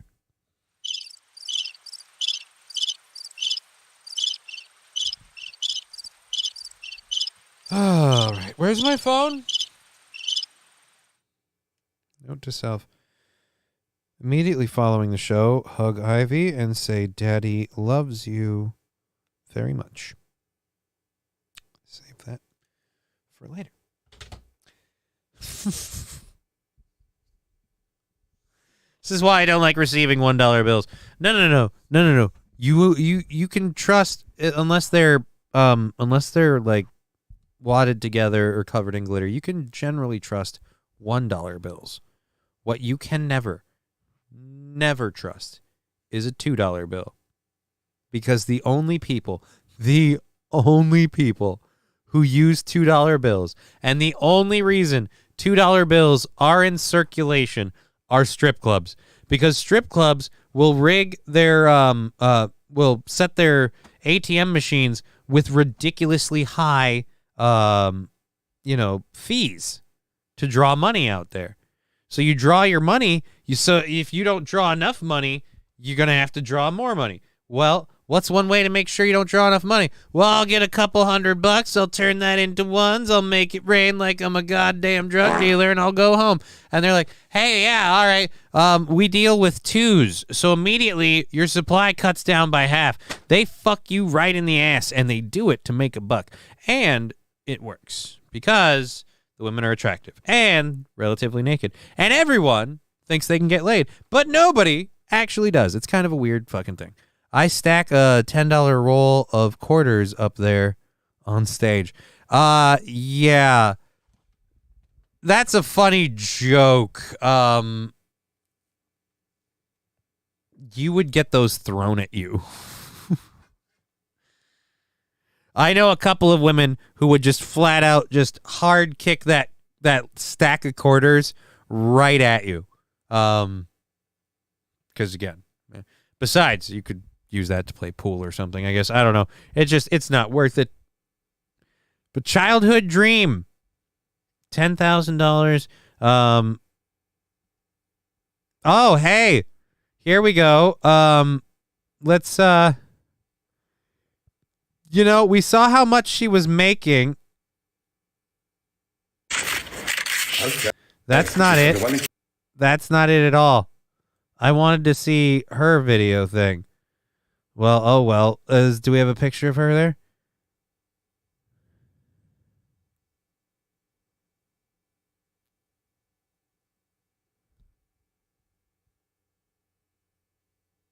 What the fuck? This is a different one. Yeah. That's not it before. I've never seen so much cash on the floor with the lights on. That's just insane. Kudos to Sabrina for living the dream. Yes, living the dream of grinding on dudes, making them think you like them, and taking their money. Keeping up the family business and making mama proud. Hey, laser lips! Your mama was a snowblower! Oh, so that Odyssey Club isn't even that, but the flash of the cash and jump in her DMs, and maybe she'll tell you where she'll be working next. I mean, that's kind of pervy. Why would you want to? And then, thank you for the sound alert, Thorn. I give up. Give up what? I bet there are a few that could pick up the stack without hands. Toastmaster, that's harsh. Where did the laser lips drop came from? The laser lips drop is from one of my favorite movies, which is shitting my pants because of Battle Brothers EO. Jesus, man. God. An hour and a half left in the show. I didn't need that. You didn't need that. We didn't need that. But yes, the laser lips drop is from Short Circuit. It's this drop. Hey, laser lips! Your mama was a snowblower! It's a fun little... He's taunting another robot to come get him. So he said, hey, your mama was a snowblower. You know, he's calling him dumb. Because he's dumb. Kind of sounds like SpongeBob. I'll give you there's a similarity. There is a similarity. All right, so we did the car crash. We did the Tampa woman. You know what?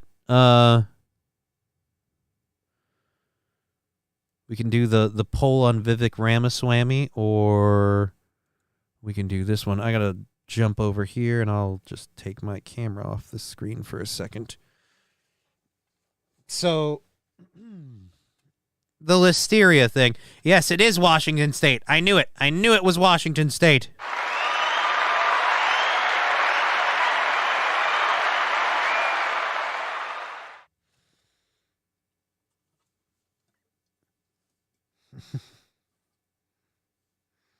I apparently have been missing the something that Thorn has been posting. I would like to apologize to Thorn.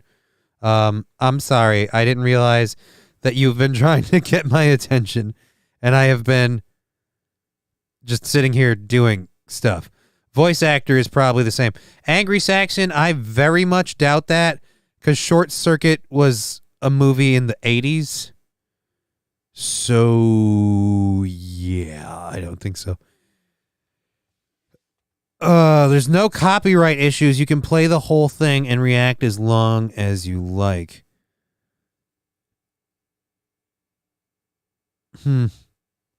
Would you consider doing a live listen and react to... You know what? How about this, Thorn? Since you said it 3 times, I'll double check.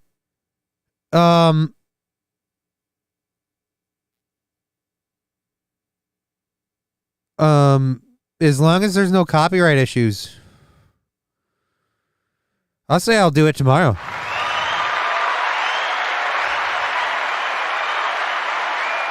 I'll promote it tomorrow on the Steel Toe Show, and because Johnny 5 no disassemble. But yeah, no,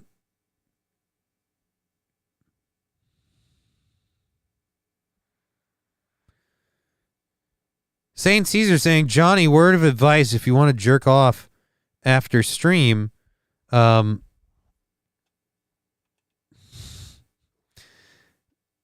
make sure your camera and OBS is off. You don't want to pull a DSP.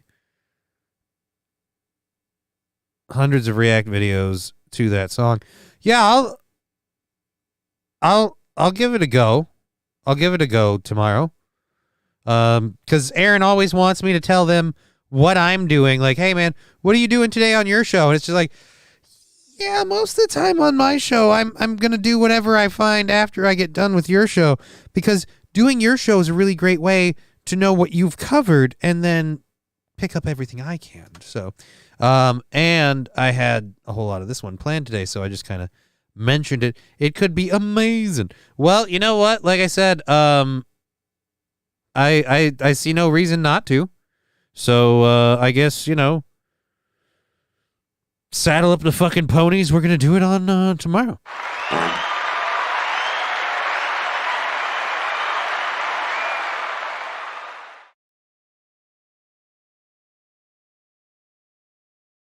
Anyways, it could be amazing. And I don't know if I'll have a fun take on it. We'll find out. I actually think I have in my 3rd hour stuff, which we're getting to the 3rd hour. I don't have... What else do I... Oh, we have the Listeria thing, and then we have the Vivek thing. So once we're done with these 2 stories, then we have to get to our 3rd hour. I believe in the 3rd hour we have... There's a rich guy, a millionaire, who made a counter to the song. So we'll cover that, and then that could make... Victory screech!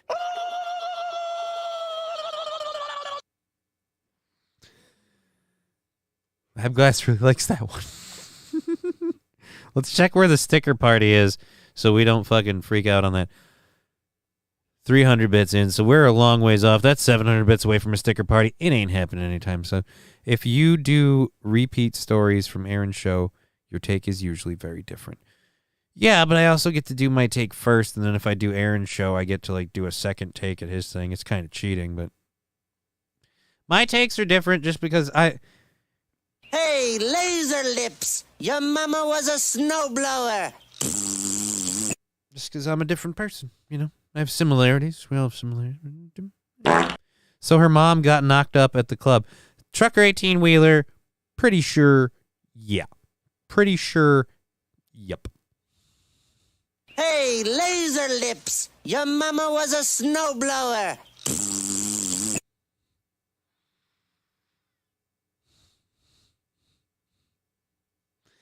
SpongeBob versus Johnny Five. Why? Why are we doing that now? And this is just one part. I don't know. I don't know what does that accomplish, honestly? It's a kick in the dick. All right, listeria outbreak. We're going to do this. People are concerned. I have no idea why.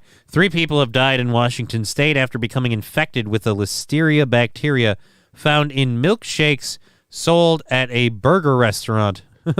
All my milkshakes bring the boys to the morgue.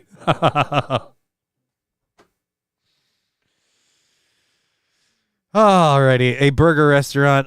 Washington State Department of Health says that the foodborne outbreak responsible for the 3 deaths and 3 hospitalizations. Oh, so it's 3 and 3. We got a whole 6 people. No. 3 deaths originated from bacteria present in all milkshake flavors sold at a Frugal's location in Tacoma. Investigators found listeria in the ice cream machines, which were not cleaned correctly. No other Frugal's restaurants are believed to be affected, the department said in a statement. The restaurant stopped using its ice cream machines on August 8th, but listeria can sicken people up to 70 days later. Fox Business reached out to Frugal's, which has 5 locations in Washington and 3 in Montana, for comment on the deaths. We gave them a half-off coupon?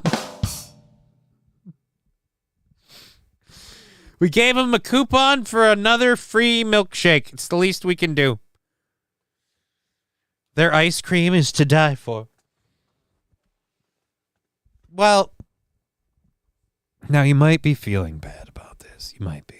But there's a piece of information we're about to read in a moment that may change how you feel. I know it certainly had a mild effect on me. But here we go. Although most people avoid serious illness after eating food contaminated with listeria, the department is warning those who are pregnant, age 65 or older, and those with weakened immune systems to call their healthcare provider if they ate a Frugal's Tacoma milkshake between May 28th and August 7th of 2023 and have listeria symptoms. So again, this is another one of those, it's coming from people like, hey, what flavor is that milkshake? If there's a just God, it's the flavor of death. Wish granted, Grandpa. Alrighty. People who are not pregnant usually have a fever, muscle aches, and tiredness. They may also get a headache, stiff neck, confusion, loss of balance, or seizures, health officials say.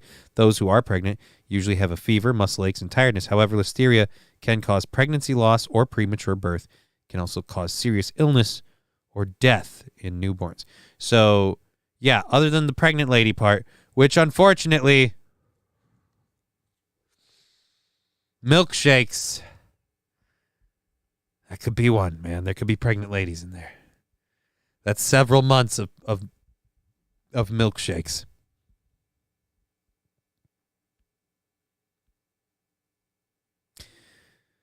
Alrighty. Plus, I love the latest from Oliver Anthony's music journey is him telling the music industry to go pound sand over their $8 million contract offer. All right.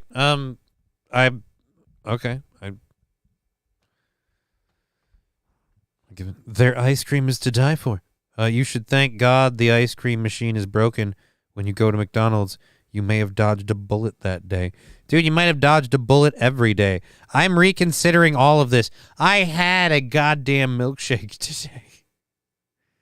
I got done with the show. I hadn't eaten. There's an Arby's right near my house. They have the meats. I had the money. Do the math. So I get the orange cream shake, and I ask them, and they know that I love the orange cream shake. I come there enough. And so they're just like, hey, just so you know, this is the last batch of flavoring, and once it's gone, orange cream shake is done. I'm just like, oh, no. Better really enjoy this last one. So get Biden some of that ice cream. I mean, really, do we want him to shit his pants any harder? I had the Euro yesterday. What, at Arby's? Cool. I get shredded. I get roast beef and Swiss. I get a little extra roast beef because I feed some shreddings to the kitties. Little kitty cats like the roast beef. All right. Ugh. So that's the listeria bug. Well, that's gross. All right, let's get out of this and get over to this one last story. Then we have to kick into our third hour stories because we have an hour and a half left in the show. And there we go. Thorne saying Arby's Euro is legit. They need to bring back that Market Fresh bit, though. I'll say this. The one thing I've had of theirs that I don't like, the goddamn Angus burgers. Their Angus burgers suck. Fucking it's just a ball of meat. I mean, it's fully cooked and everything. It's just a wad of meat. That BLT is to die for.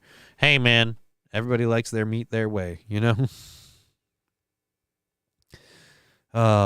Johnny gets roast beef because he forgets what vagina feels like. Oh! It hurts because it's true. New poll shows Vivek Ramaswamy move past DeSantis into second place. Unfortunately, that still leaves him 40 points behind Trump. Thank you, Wilmer, for the taco night. It's the Wagyu burger. It's a lump of meat. It's the wad of meat burger. All right? Wagyu. It's the Wilmer Autotech blowing it out his ass burger. Thank you for paying attention to this lovely program on Twitch, YouTube, and Rumble. Again, we have all three chats up, so if you say it, we'll see it. Thank you for being part of the show. We'll get this last story out of here, and then we'll load our last hour stories. Then we have some fun shit for overtime. I got to get all that stuff loaded up. So businessman Vivek Ramaswamy is beginning to woo many Republicans with his outsider appeal and his surpassed the man to assume to be Trump's... Oh, and he has... Jesus Christ. And he has surpassed the man to assume to be Trump's primary rival, Ron DeSantis, in latest polling. Ramaswamy received 15% support, while DeSantis received just 12% in the RNC debate qualifying poll. Ramaswamy's second-place stance aligns with the Kaplan Strategies poll on Monday that also found him above DeSantis. Republican Main Street Partnership President and CEO Sarah Chamberlain said Ramaswamy has risen well above expectations and is currently leading the pack of challengers. Okay. After DeSantis, former Vice President Mike Pence received 4%, while Nikki Haley and Senator Tim Scott garnered 3%. Chris Christie is the only other candidate who received at least 1% support.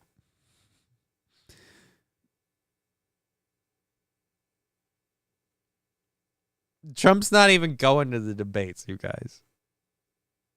Oh, wow. But hey, at least I called it right on Ramaswamy. Because when they don't allow Trump to run, I guess that's who we're going to have, guys.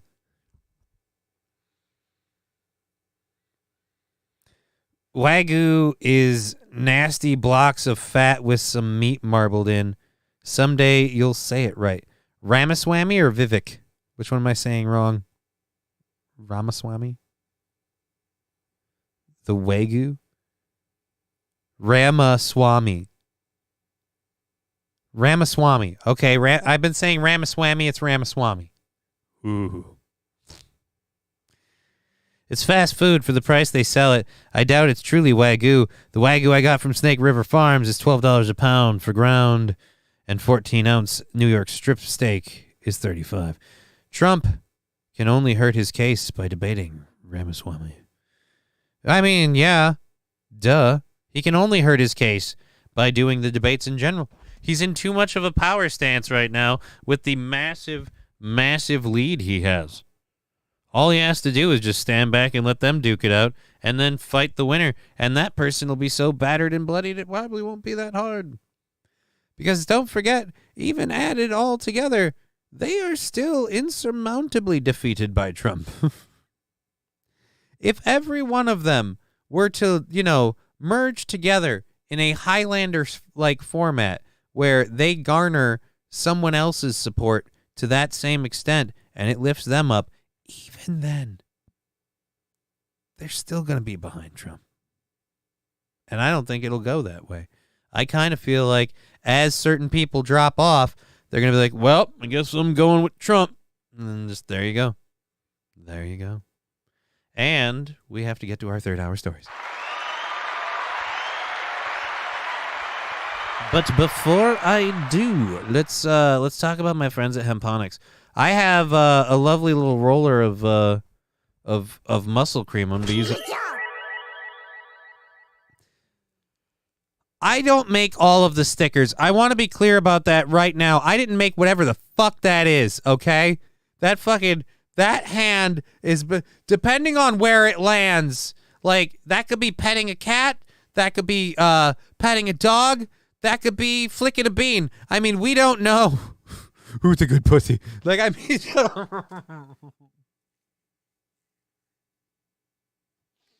we don't know what that hand is doing or where it's been. I pray to the highest heavens, Lord, please do not let this Becky get any purple-headed yogurt slinger from any man. Absolutely none. All right, so we're 15 bits from being halfway to a sticker party.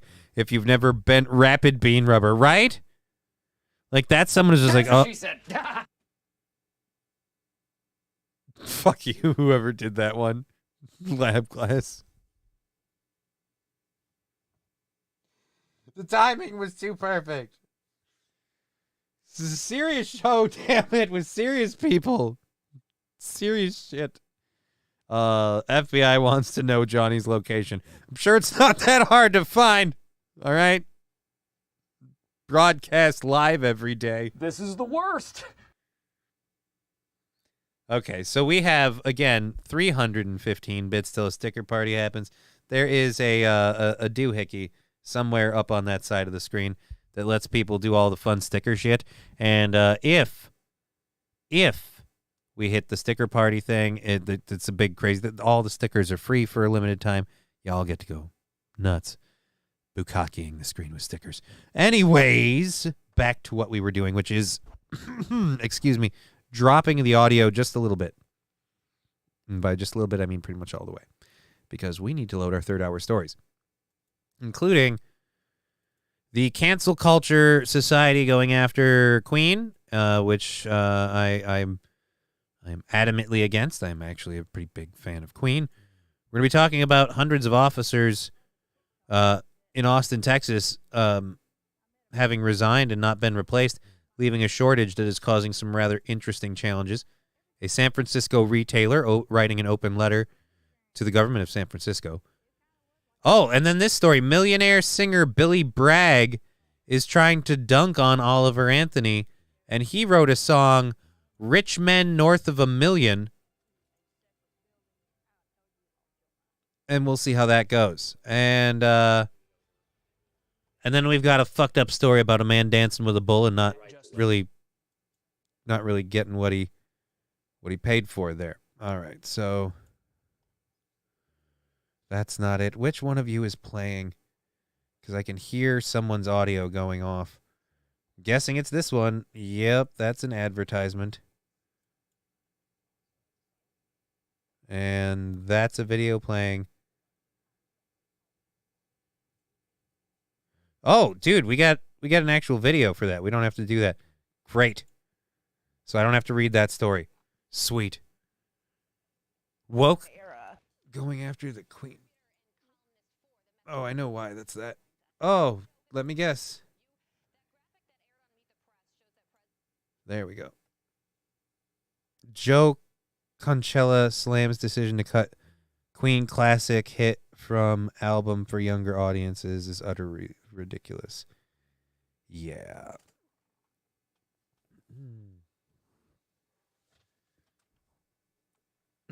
Oh, wait, so it's that looks like we can actually play that one to talk about it too. So which one should we do first? The Austin, Texas one's a little boring. Let's do the Queen one first because I care about it and I didn't realize there was a video anyway. So we'll see if it's all right. Burp. President Biden's approval sitting at just This is not the Queen story.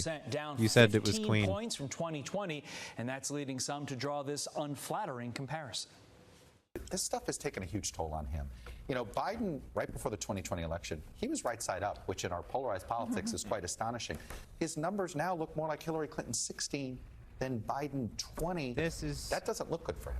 I mean, This to the is point of not- focusing on the economy. Yes, the economy is important. The two biggest issues is Is it just this part? President Biden's favorability rating is at 39%. Biden. Crime, immigration, education, Oh. foreign policy. Hunter Biden is having a huge impact, taking a huge toll on This- President Biden. Yeah, Carly. None of this is fucking... All right, I'm sorry. At what point is it a dirty tactic to get me to look into something by misleading the name of it and the title? That's a video about Biden, not about anyone talking about the Queen fucking song, John Concha. That's what I'm about to read. None of this video is about that. Oh my God, I'm bad at this, they say. Oh, the media is turning on him. That's a bad sign for Biden. Well, it's Fox News. They weren't ever really on him to begin with. But the rest of the media, a lot of people are turning on Biden. It seems like the world is slowly turning on Biden. It'd be funny if you had a bag of April's Magic Bean and that hand landed on it. Herp. Yep. So, get Biden. Oh, we already covered that one. Yep, we got all of them. All the chats are caught up. Hooray.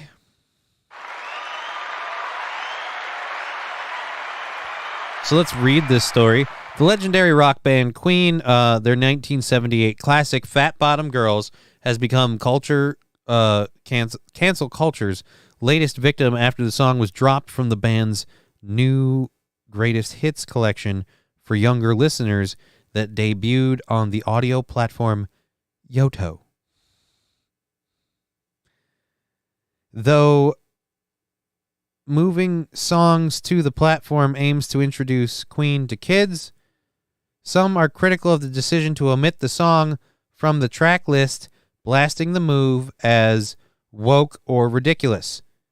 It is the talk of the music industry. Nobody can work out why such a good-natured, fun song can't be acceptable in today's society, one music industry professional, whose name was withheld, told the UK outlet The Daily Mail. It's woke gone mad. Why not appreciate people of all shapes and sizes like society is saying we should, rather than get rid of it? Yes, because if you draw attention to it and fetishize it or demonize it in any way, you're doing what that guy's doing. And that guy's fucking crazy. Thank you, Wilmer Autotech, for the 100 bits. 215 in stickers away from a sticker party, at which point the screen will again get covered with confetti and you can all go crazy with the stickers for free for a very limited amount of time.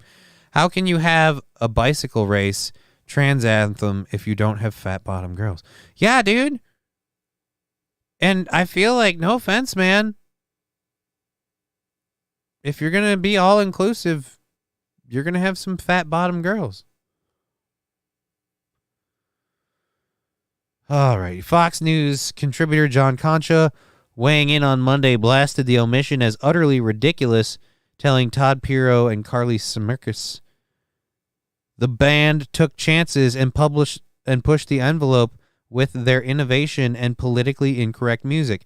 To say, all right, that song never existed is utterly ridiculous. And by the way, boomerang effect will be more people downloading that song than ever they would have before 40 years later. Right. Everyone's going to go get it because now it's taboo. Another example of go woke, go broke, but I guess you can't go broke since they've made millions upon millions. Well, the record companies have. I severely doubt that this was a choice of the band. The song became a staple among the classic rock group's hits alongside songs like We Will Rock You, We Are the Champions, Bohemian Rhapsody, and appeared on their 1981 Greatest Hits album, but with the newer release, some of the classic tracks came with an online content warning. I mean, this Queen is dangerous. Yoto called the album the ideal introduction to the music of Queen for young music lovers on its webpage, continuing with a note warning parents that some of the band's music contains adult themes, including occasional references to violence and drugs. Oh, I don't know, because those things were happening. These are the original and unedited recordings. Whilst no swear words or are used, parental discretion is advised when playing this content around younger children, the note adds. So you want to expose young kids to it, but then you're like, oh, but be careful, there's naughty stuff in there. Is it for the young kids or not?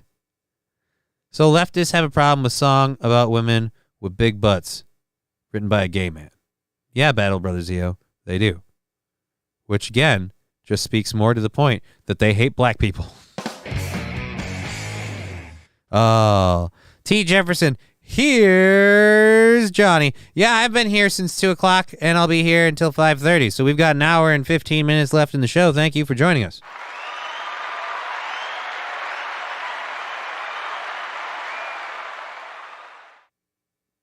It's all about loving girls with big butts.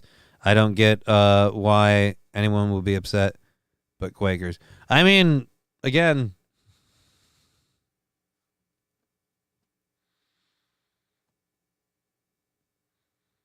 the fat butts are just as fuckable as the white butts.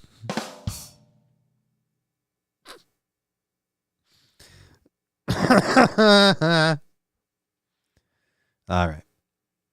So there we go. That is Queen fighting to again, apparently being too controversial.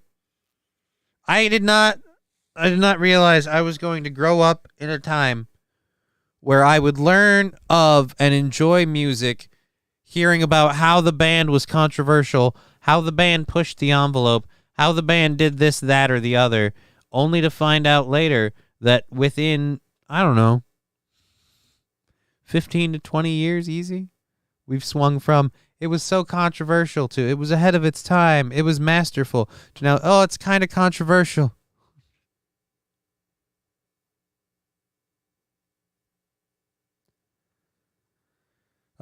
T. Jefferson saying, nice to see you. Ah, yeah, fat bottom girls make the world better.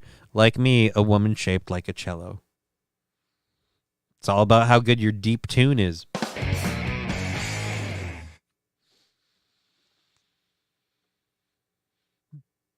Nope, too many jokes. Not going to do it. Lines to be crossed and whatnot. Let's go ahead and talk about the San Francisco retailer. God, I hope this one is actually the retailer calling out Gavin Newsom. I'm pretty sure. I keep biting on these and they're not what they say they are. I'm really hoping you're not one of those.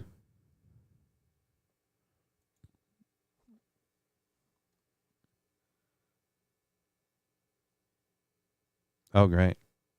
Hooray. So now we got to reload it because the ad fucked it up. Thank you. Appreciate that. All right, so while we wait for this to load, Mayor Breed. I got to say, that's just creepy, all right? I'm sorry, how do you vote for Mayor Breed, especially in San Francisco? I thought you guys hated breeders. So...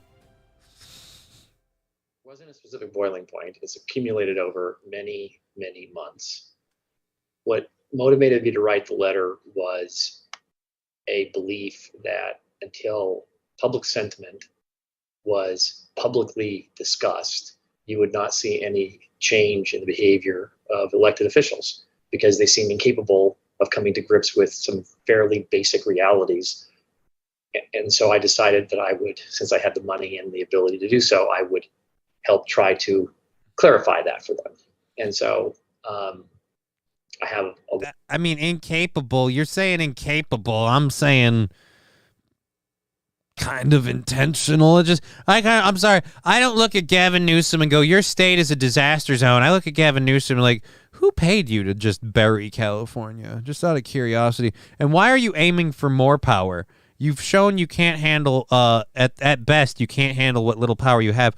Or at worst, you're on someone's dime to make shit really bad for people. Wonderful company with wonderful people who are deeply committed to it. And we live in a city that's not functioning. And it's getting worse and worse and worse.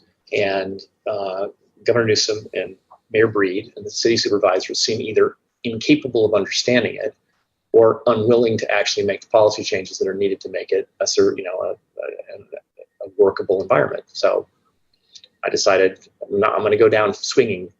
Gumps will survive and we'll move someplace else if we need to. I don't really want to do that, but it's sort of lunacy to live in an environment where you go to work every day or people go to work and customers can't come to your store. I mean, that's not a normal operating environment. No, you have a very good point. That's not a normal operating environment. And a lot of that shit doesn't work out. And by the way, a lot of businesses have picked up stakes and moved. But again, whether the elections are skewed or the people are just supporting these people and these policies were instituted by people who are still in office, people who are still not being held to account for it. I mean, you're threatening to pick up stakes and move your business. I'm pretty sure whoever's paying Governor Newsom to bury your state doesn't give a shit. In fact, you picking up stakes and moving sounds like mission accomplished to him, I think. And fucking there we go. It gets back to the concept that cities need to be clean, safe, and accessible. And if they're not clean, safe, and accessible, who wants to come? Why do you have a wedding there? Why do you have a conference there? Why do you host an event there? You don't. That's what's happened. Like, this isn't a mystery. It's not complicated. You can be a rhesus monkey and actually look at the facts. Whoa, you racist piece of... What's that supposed to mean, sir?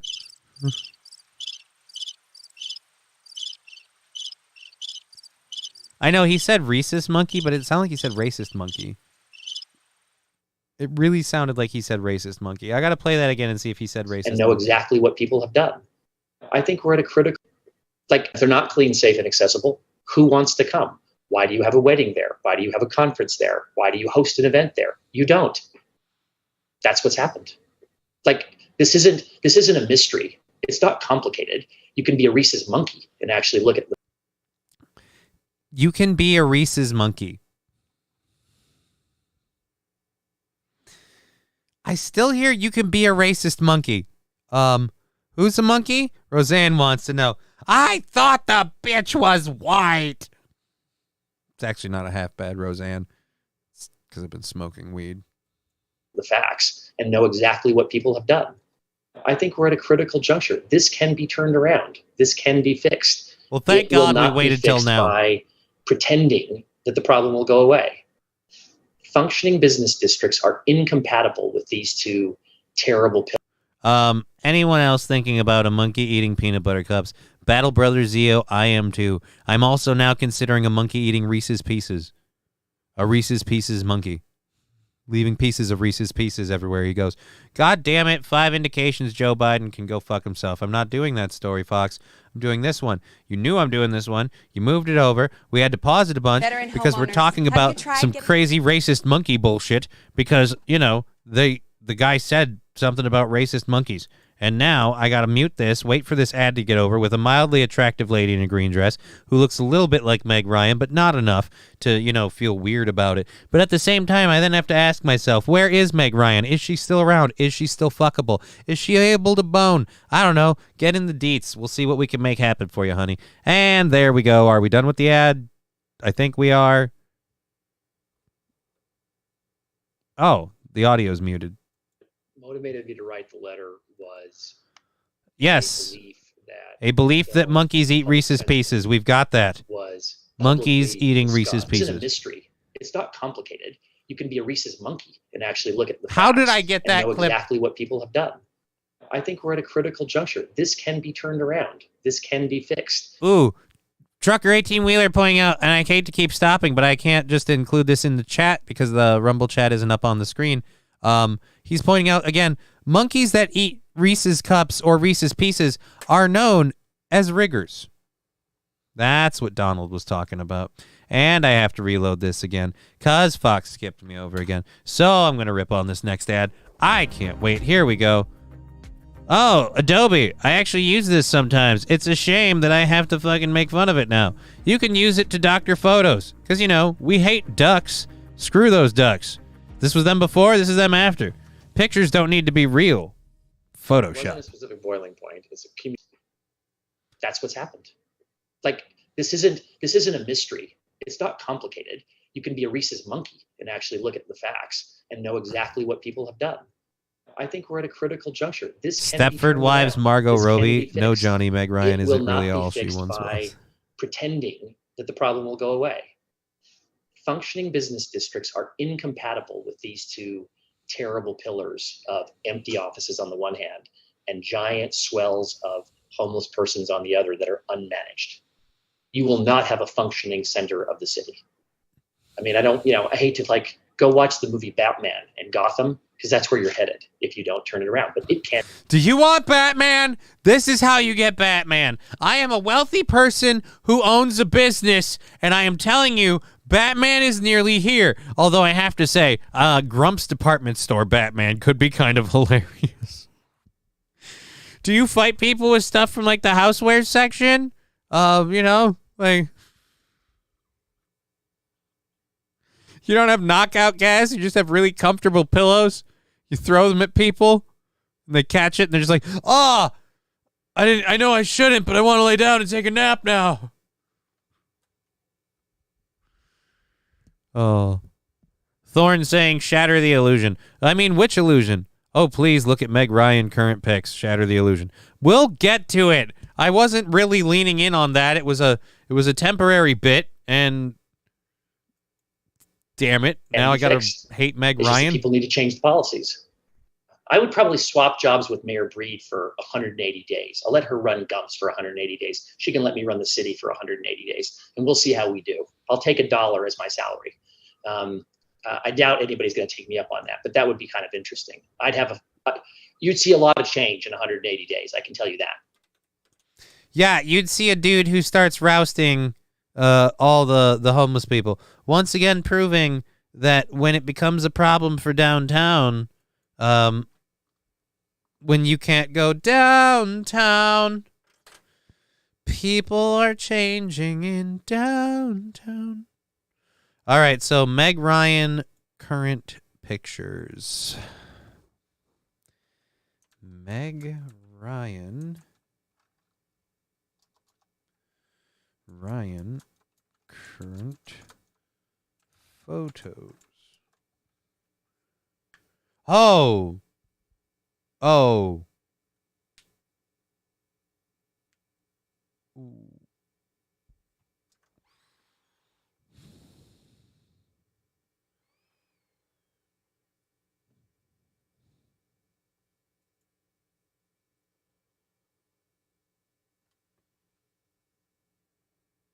That's a scary photo.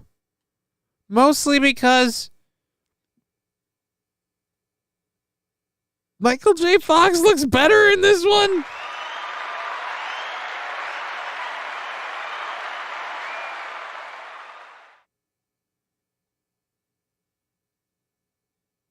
So we have his parents whacked and open up a really archaic asylum, then we get Gotham.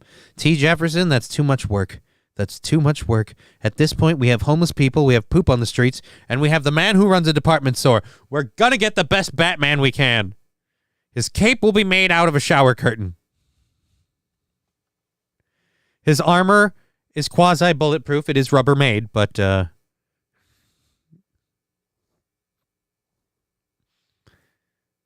Oh, God. Someone hit the wall. What do you mean someone hit the wall?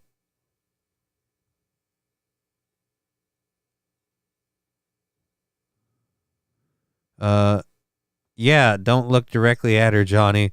It's like looking into the Ark of the Covenant. Oh, dude, it's just, oh, see, that's not an old photo. That's a younger photo. That's latest looks? I don't call that latest looks. I call this latest looks. And that's latest looks. Ooh. Ooh. Oh, wow. Well, I guess we can say the bloom is off that rose. One less on the bucket fuck it list. One less. Ironically enough, for those of you keeping score, Betty White is still on the bucket fuck it list. Like, we decided if we got a chance, you know, I mean, like, how many times? Like, I don't know. She's probably preserved pretty well, right? Like,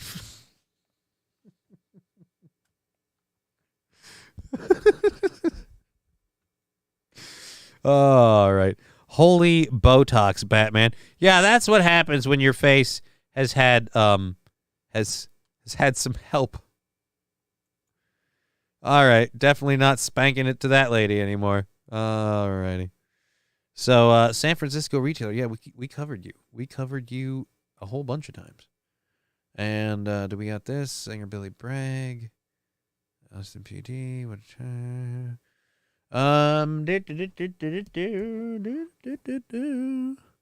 Did one of these switch over from there? No, because that was a not to be one. So there we go.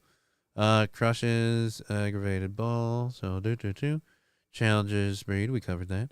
Officer short crimes. All right, we're on par.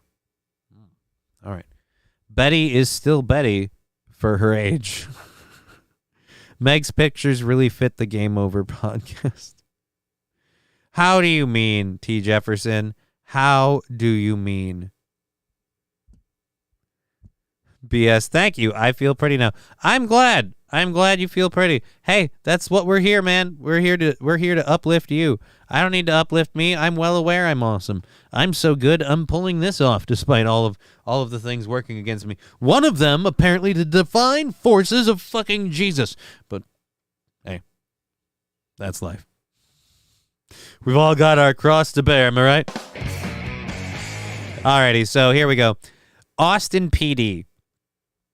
Now, they have had a staffing shortage in Austin for a long time. And you might be asking yourself, why in Austin, Texas, could they Game over, man! Game over! Yeah, for her face, yes. Game over, man! Game over! Oh, seriously, she looks like she's in one of those wax museum movies for one of the wax mannequins that's melting.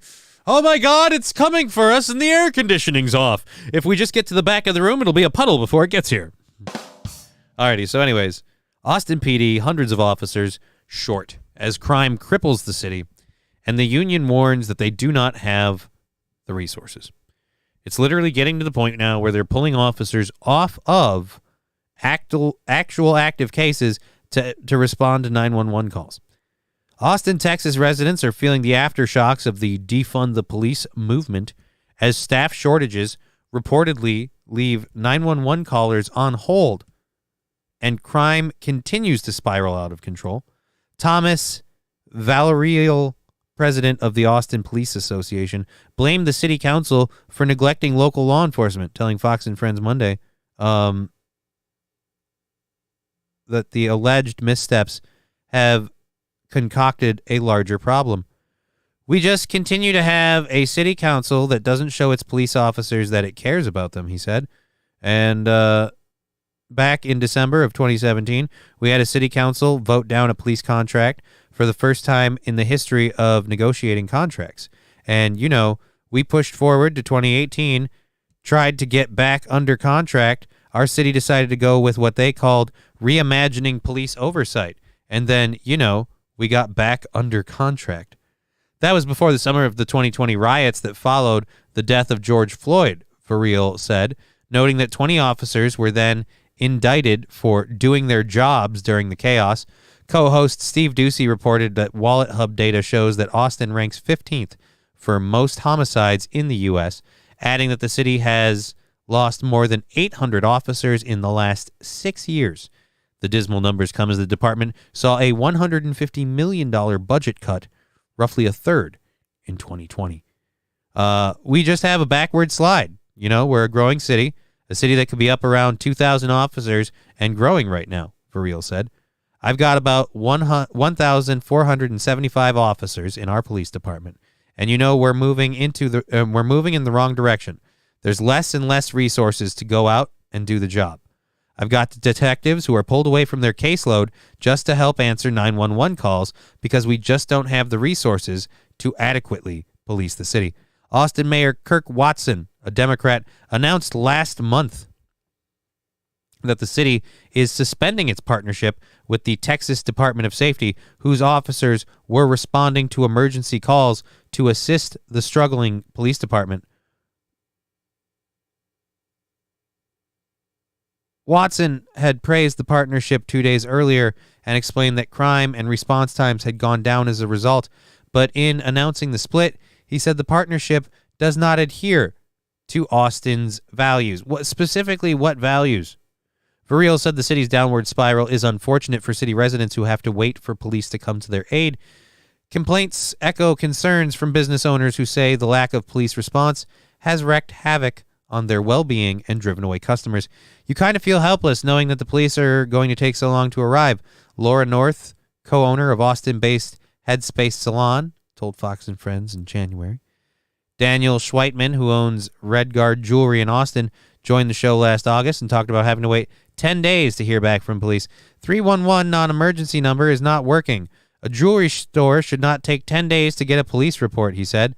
This is for sure not working. You take away the police force and then ask us all not to have weapons or anything in our stores to protect ourselves. The crime rate is going to go up, he added. Wow. Whoa. I love the math and the big balls on this guy. I can't believe none of you thought that before when you implemented this cockamamie plan. Look, you don't want us to have weapons. You don't want us to have cops. How are we supposed to defend ourselves? Well, have you ever considered asking the criminals if they'll just go away? Or maybe, I don't know, stop being so rude and selfish and let them steal from you. Clearly, they need it more than you do. Luke Duke saying, I don't go to Austin without protection ever, especially with my family. And I don't blame you. It sounds like Austin is not doing so well, which worries me. All right? Austin isn't doing so well, and while Texas might be all right, Austin is inside of Texas, and Texas needs to rise the fuck up and burn out that bullshit in Austin, because it's just nowhere has... We just did a story about San Francisco, about a 150-year-old, legacy store going, look, man, look, we've been here so long, nobody remembers when we weren't. And I'm going to pick up stakes and move because fuck these people. And now we're over here, and in Austin, Texas, it's just horrible. Why? All the crazy lefties leave California and go to Austin. Go figure, this is what happened. And that's why I'm saying we got to do something about it, because they're still doing that. And we need to quash this now. We need to snuff it in the butt. We need to get it early before it becomes a thing. I don't want to deal with this. All right, so that's the end of that story. Again, Priscilla Chan's actually not that bad looking. All righty, so yeah, we have, again, shortages, leaving people to wait for police officers. All right, I got to see this interview forcing the salon owners to move, just because Well, no, you'll understand why we have to see it. Got this. Let's go. Gobble, gobble. This is a horrible ad. Oh, of course, it's a black guy working out. White people don't know how to exercise. Way to go, racial stereotypes. I bet he's an athlete, because that's the only way you can get out of the hood nowadays, is to... Yep, he's an athlete. I knew it. Oh, he's a running back, huh? He's a running back. Yeah, that's what I thought. He's going to make it big in the NFL, right? Because they can't survive any other way but being sports stars. You guys are racist. Forced to permanently close after a neighboring homeless camp continues to destroy their property and scare off their clients. Oh my God. Oh, you gotta be kidding me. Oh God, he's trying to break the window. Is there a closet that you can stop?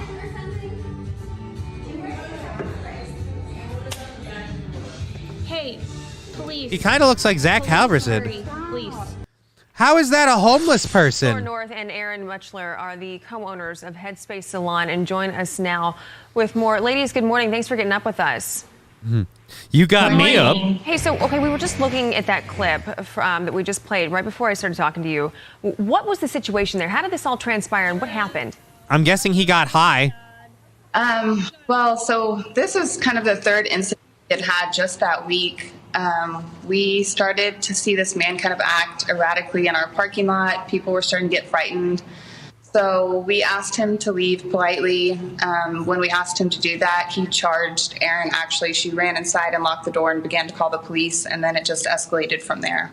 So Austin police, they did provide a statement in that incident. They said a criminal trespass notice was issued for the incident, and the investigation is still ongoing. So what is the response? Obviously, they were...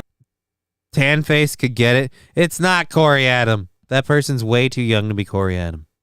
Plus, this is, I don't think, oh, this is in Austin. Never mind. It's in Corey's neck of the woods, though. To this incident, but what's the response been from the police? I'm sure you've called them multiple times. Yeah, honestly, I couldn't even put a number on how many times we've had to call them, even in just the last year. It usually takes them anywhere from 45 minutes to an hour to arrive when we make multiple phone calls for... That's bullshit. You should not be going through that. But I have one question. How is it that neither one of you can get one guy? All you need is one good buff guy to just be like, oh, yeah, dude, I'll fucking do that shit. Fuck a couple beers or something. Maybe you touch my dick. I'll totally do that. I'll alpha male that, bro, dude. Just some guy be like, hey, how about you don't fuck around here no more, buddy? And he comes out a couple of times. Yeah, I don't know, groom his mullet for free. Like, there's a way to make this happen. I get that the system is failing you, and that's bullshit. But big guys don't hang out salons, though. Right, Luke Duke. I'm not saying they need to pick him from their clientele. I'm saying that there are bars and there are places where men go. And it's called a honeypot. I mean, fuck, get Tinder. Just find a dude willing to be imposing for, like I said, maybe the hope of a rub and tug. Like someone said, tan girl could get it. She looks kind of like a human collie.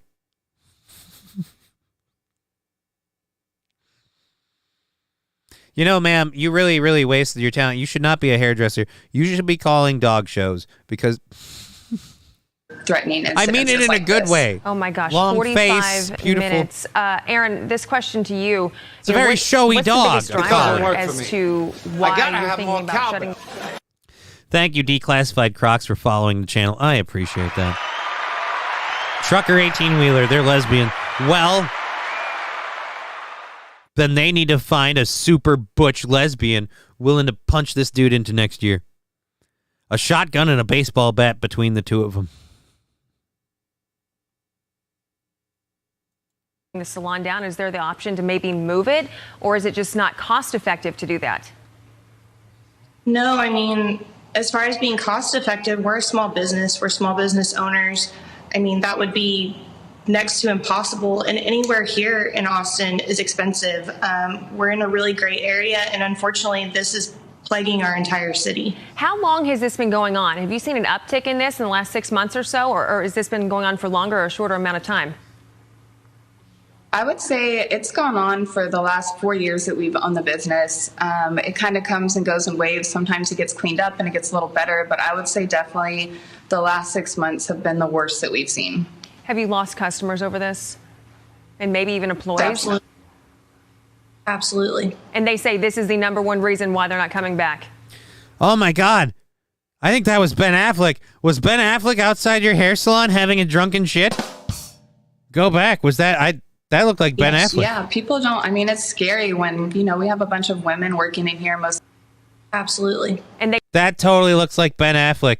That looks like homeless Ben Affleck. they say this is the number one reason why they're not coming back.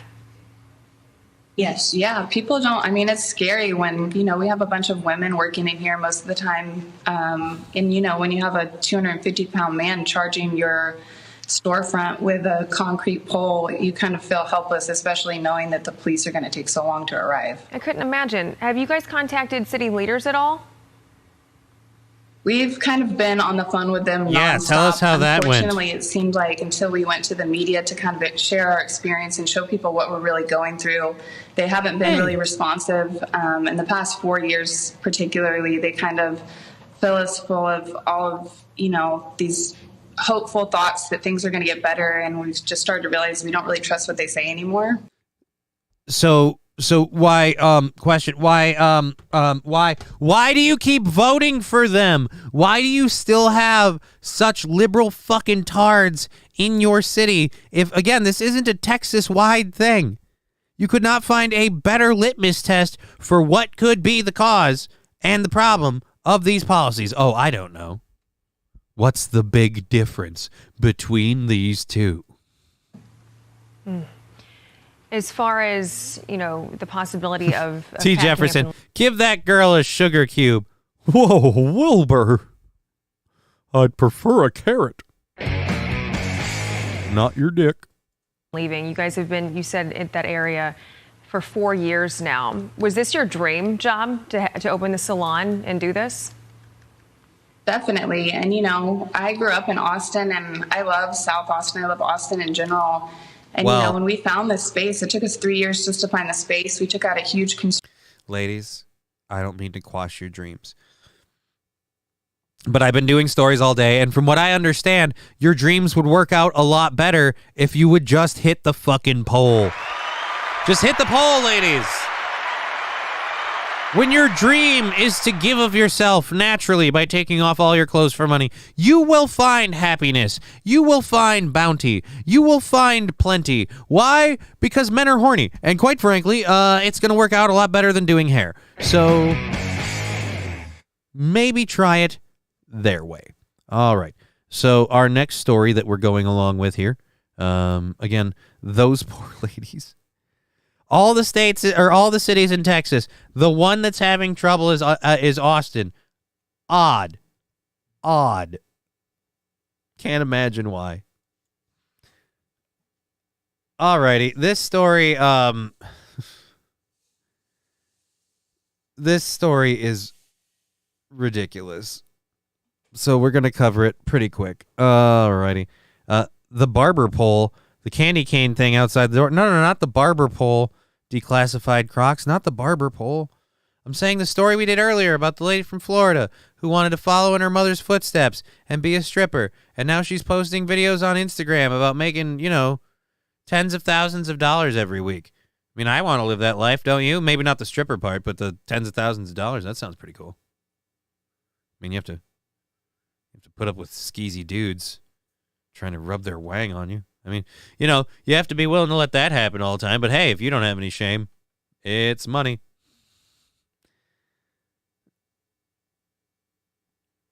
So this story, people keep saying that there is no difference between men and women. And if you transition or identify or whatever in competition, as long as you don't have estrogen, no real big difference or whatever. It's still a fair competition.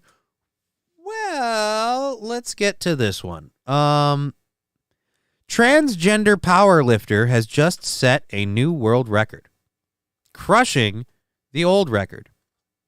Now, I don't know how it goes in powerlifting, but in most cases, when it comes to crushing a record, these things generally happen not in leaps and bounds, but in inches. The record was 4 minutes, then it's 5, or it was 5 minutes, and then it's 4. Like, it's always, you're shaving a little bit off the guy in front of you. Why? Because it's hard to set the record. That's what makes it the record. Well, this powerlifter crushed the women's world record by 440 pounds. Suck it, ovary-born people. Jesus Christ.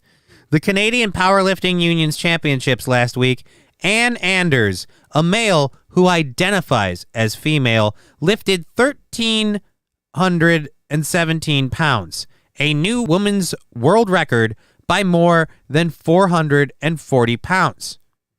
How much of an advantage did Anders have as a male over these real women who have dedicated their lives to powerlifting? Well, let's read the words from his own Instagram post.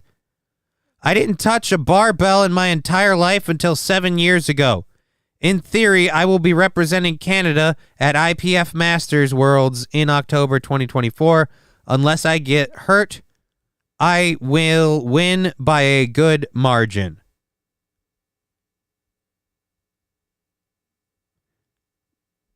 So you didn't even...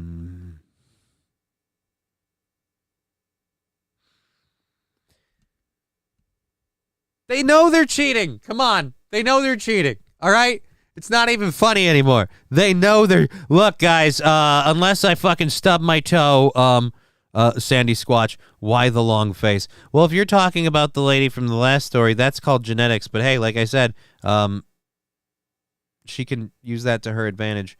Right. And again, I can't believe we didn't see this person and think, oh yeah, that lady should be able to compete with other women.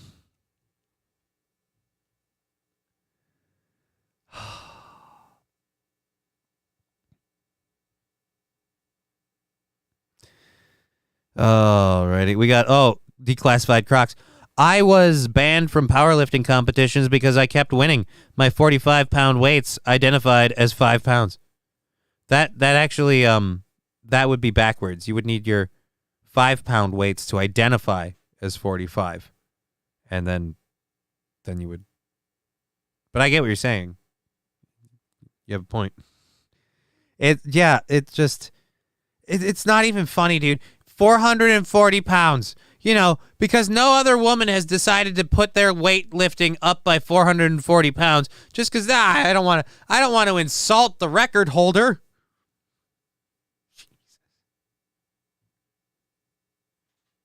Oh man.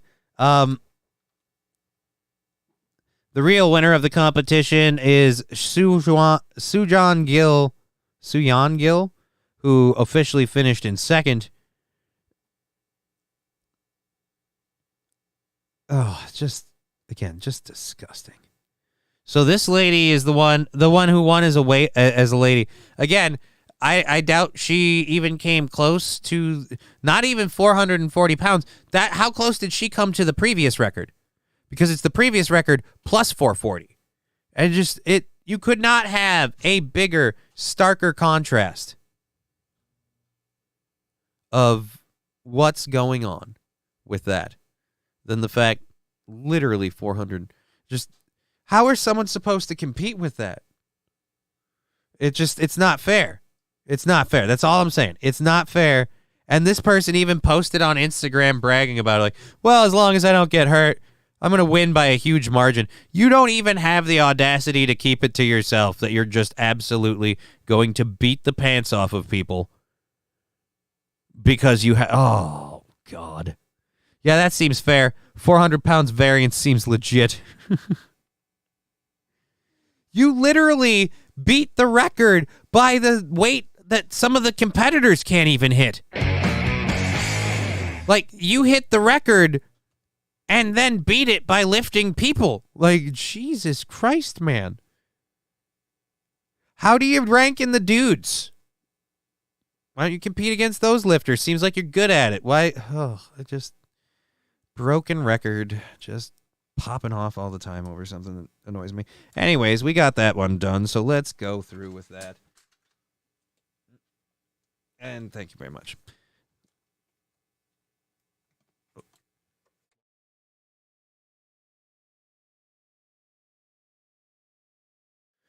Sorry, I had to talk to someone. They got me some water, so I had to say thank you. Anyways, so my voice can survive for the next half hour.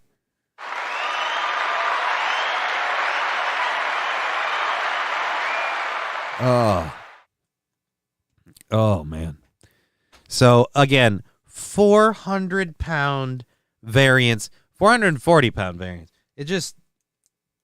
It's not a fair competition. It's not even funny. And I really, 2.5 men. 2.5 men, 220. Yeah, 2.5 men. I don't know. Charlie Sheen and the other guy.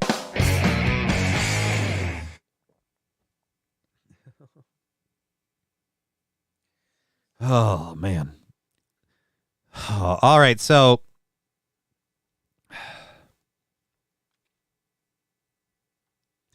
we're going to do the Oliver Anthony song tomorrow, reacting to Rich Men North of Richmond. But before we do that, I do want to do this one because the story came up, and I like beating Aaron to things. So a millionaire lib tries to dunk on Oliver Anthony by writing Rich Men North of a Million, a song about joining unions and getting free health care. He recently heard Anthony's hit song "Rich Men North of Richmond" and decided the young man needed big government, union dues, and socialized health care to solve his problems, and decided to write a jingle about it.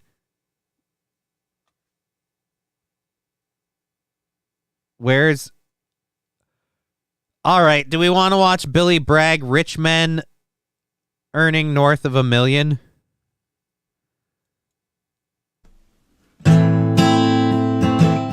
Oh, there's no video. It's just the lyrics.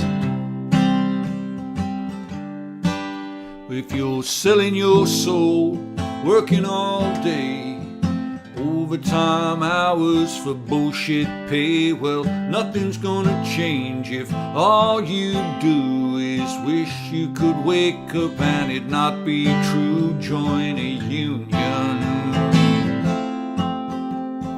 Fight for better pay. Yeah, because that's what those... Join a union, brother. It hasn't worked yet anyway. Look, yeah, join a union, because union workers are really scoring that sweet, sweet dough, with the exception of the UPS drivers. Oh, wow. Get it? You're poor because you're lazy. Organize today, you'll see where the problem really lies when the union comes around. Rich men earning north of $1 million wanna keep the working folk down. Yeah. Wanna keep the working folk down. And the unions do the same thing, except they do it again. You're forgetting the part where the unions don't help. It's like communism. The unions don't help the people. The unions help the guys who collect the union dues. Those are the people it helps. Spoiler, it's not the... You're talking a lot like someone who doesn't know anything about a union. And everything I know is coming largely secondhand from family members who've been in unions. How many unions you been in?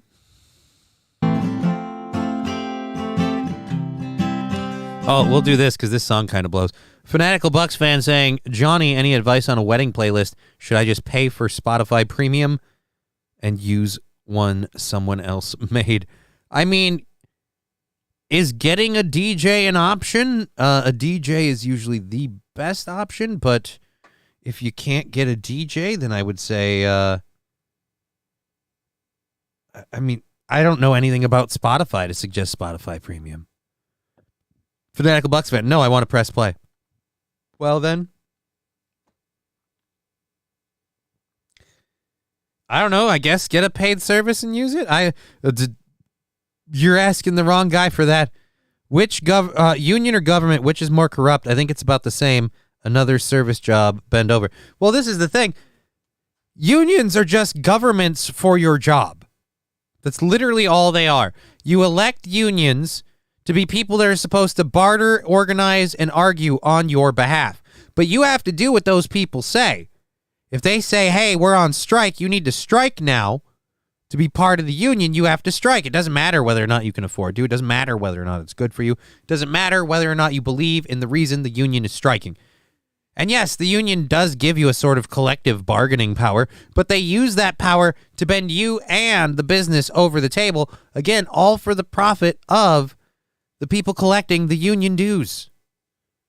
The one who benefits off of the union is the union. I don't know anyone who's like, you know what, thank God I joined a union because that was my secret to success to becoming a millionaire. If unions pulled that kind of miracle off, factory workers wouldn't die in poverty.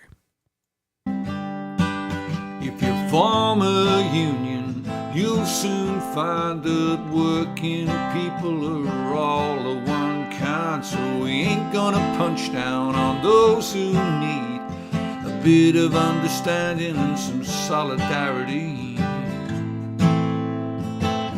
But we're gonna take at least 20% of your pay. We're not gonna give it back. Why, we won't say. We need this money for all the things we do.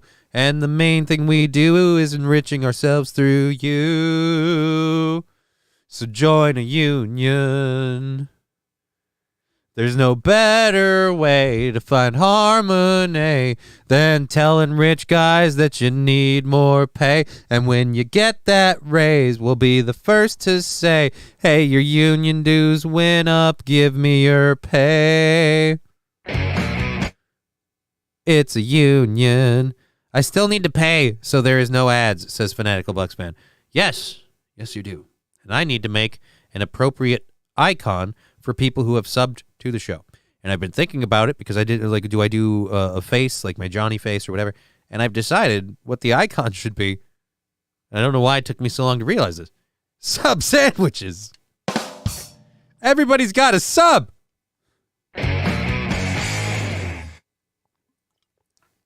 Hey, he's got a sub. He's subbed. It's either sub sandwiches or submarines, and I thought submarines was weird. Sub sandwiches works. All right. The irony is unions will always get you to vote Democrat. Right. Because the Republicans don't like unions. Unions get you a 2% raise, but dues go up 5%. Exactly right, Lab Glass, which is the funny part about this song. Yep, I was right. Doing more shows pushes the vocal cords, makes it a little bit harder. So, and if unions like Yellow go under, the employees are screwed in retirement. Exactly. Unions are not this big, awesome thing. They do have some ancillary benefits. There are some advantages. They're not an entirely evil, corrupt thing either. But this whole, like, so join a union. That's right. All of you guys are poor because you aren't in a union.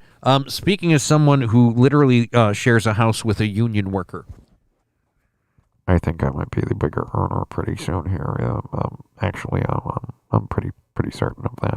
I'm earning more money than the lady in the union, and she hasn't gotten a raise in quite a while. She can't really make more money, and when she did get a raise, they took it in union dues. So I gotta say, motherfucker, unions ain't what you're saying they are. Rich men earning north of $1 million. Yeah, those aren't the people in the unions. Those are the people who own the company or the people running the union. That ain't right, friend. No, it ain't. Because unions are fucked.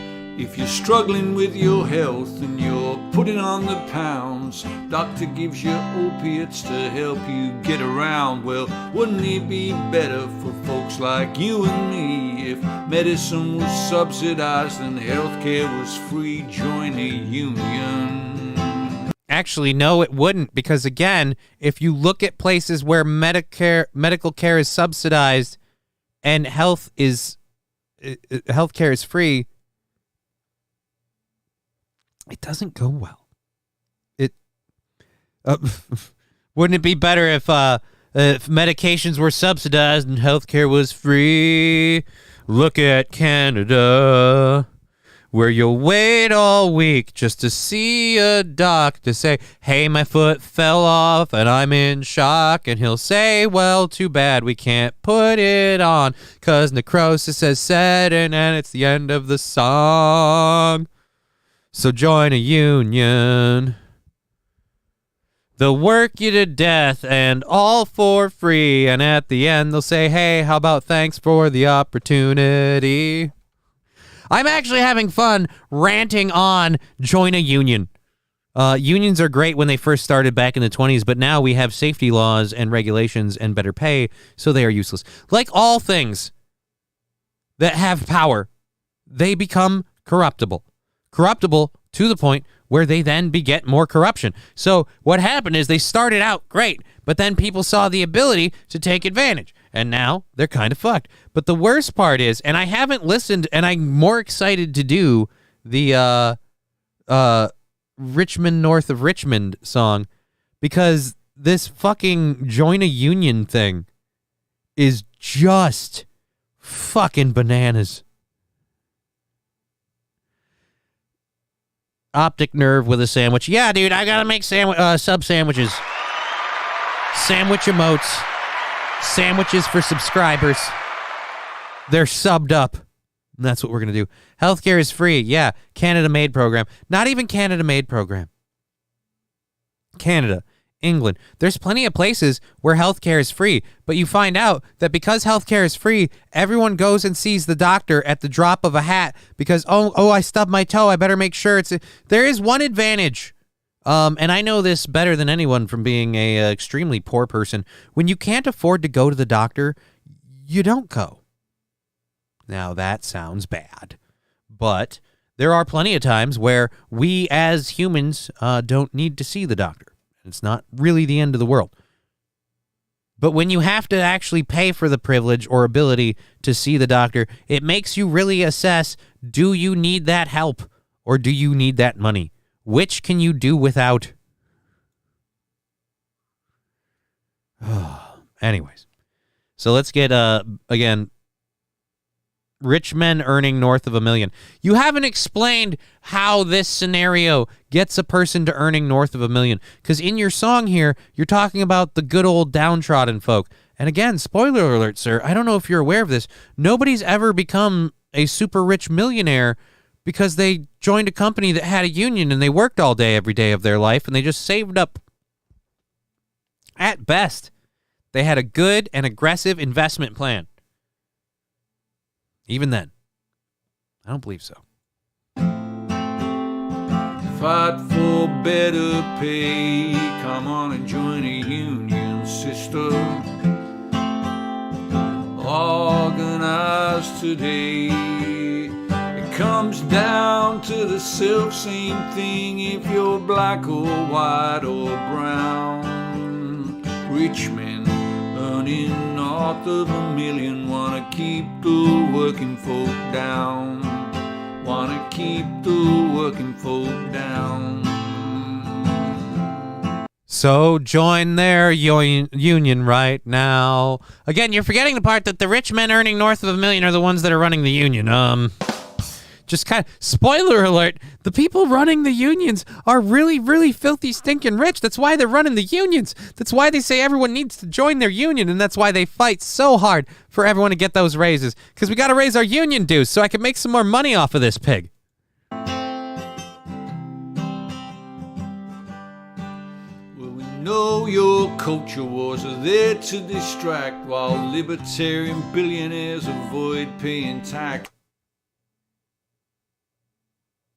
Really? Libertarian billionaires avoid paying tax. Considering your blind faith in unions and lack of knowledge, I really doubt you have a strong understanding of U.S. tax code. But by all means, woo me, minstrel. You want to talk about bathrooms while the floodwaters rise. The forest is on fire and the wind burns our eyes. Something's wrong here. Yeah, God hates the... maybe all this stuff wouldn't be happening. Have you ever thought maybe it's a little divine intervention? You ever thought about that, Billy Bragg? By the way, real humble name, Mr. Bragg. Nice humble brag.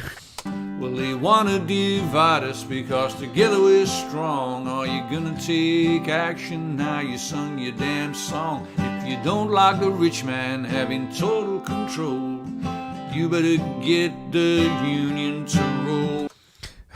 If you don't like the rich man having total control, Donald Trump is the president for whom you need to vote. And join a union. Oh, man. Since the 1920s, they've been around, but everyone in them wants them burned to the ground. They'll raise your pay for their dues and wage, and the only rich people are the union kings. So join the union. They'll pay for your wedding. Well, ain't that swell? But first they gotta fuck your girl, and we'll see you. No. Join a union. Fight for better pay. Come on and join a union. Make them pay you $1 million today. Well, I knew this boy Johnny, he was really down. He was a bank robber and he was moving around town. He said, I can't get a job and I can't make rent. I said, has your bank robbing gang gone unionized yet? And join a union.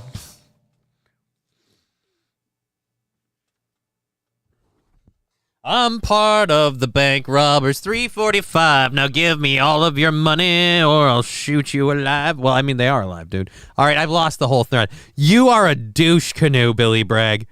Oh, my God. Oh, my God, you are a douche canoe. Organized today. Don't matter if you live in the city or some little country town. If you work for yourself on a farm, well, there's no union, so you can't join one now, but join a union. Fight for better pay, 'cause you're an independent employer. Small business, you got no one to blame, so join a union. Oh, by the way, buddy, something else you may not realize. Number one killer of small business, unionization. Number one killer. No, might as well just fucking dig a hole and bury the owner in a ditch, because they joined a union. Trucker 18-wheeler, join a union because there are wildfires? I'm confused. Yes, because you see, wildfires are caused by global warming, and global warming, as we understand, is caused by Republicans, and Republicans are caused by not joining a fucking union. If you say it out loud, it does not sound like a pothead's wet dream, all right? It makes total sense to me. Do I look like a pothead to you? No, I'm a completely rational man who understands that this argument makes total sense.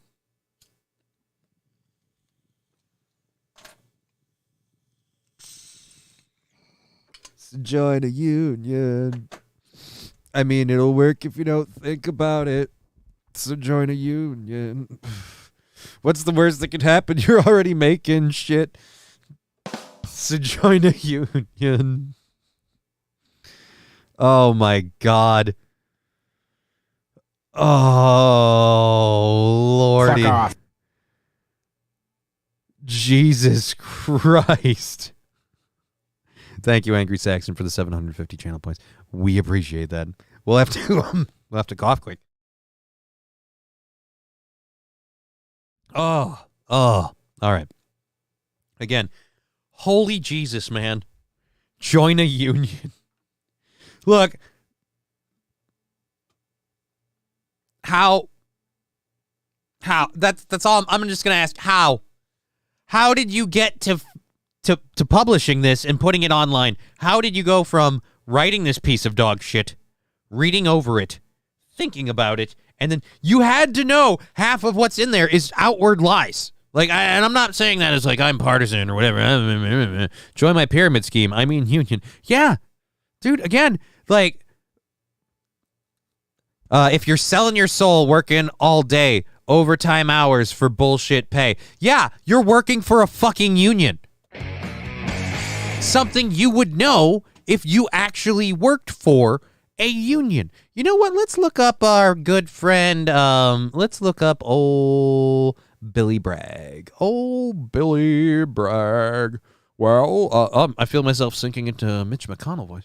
Well, I must say Billy Bragg is, quite frankly, someone that this organization and administration will dedicate the next 4 years to preventing from having any success whatsoever.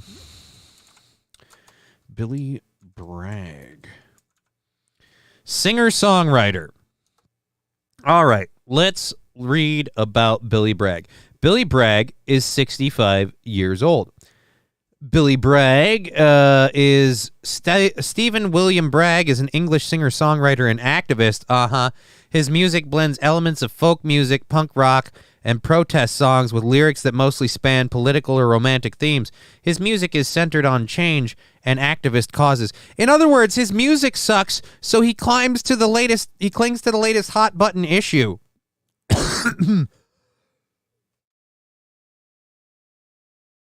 Oh. Let's find his net worth, shall we? It better be awfully low. It better be awfully low. Net worth. That's nationality. That's not net worth. Why is this not net worth? I typed in net worth. Billy Bragg net worth. A net worth of $5 million. All right. So that is not a whole lot. That is not a whole lot. But it is still $5 million. I'm guessing you don't understand what it's like to live the life of someone who works in a union. Because, again, I'm pretty sure you've just been a trend-clinging shill this whole time.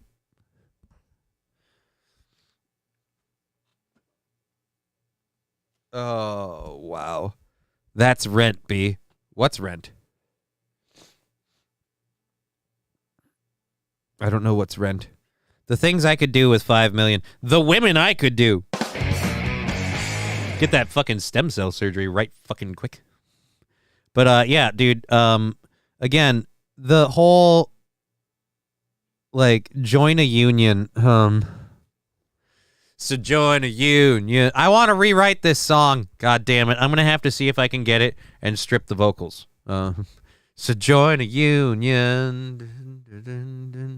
It's something I would never do, but join a union.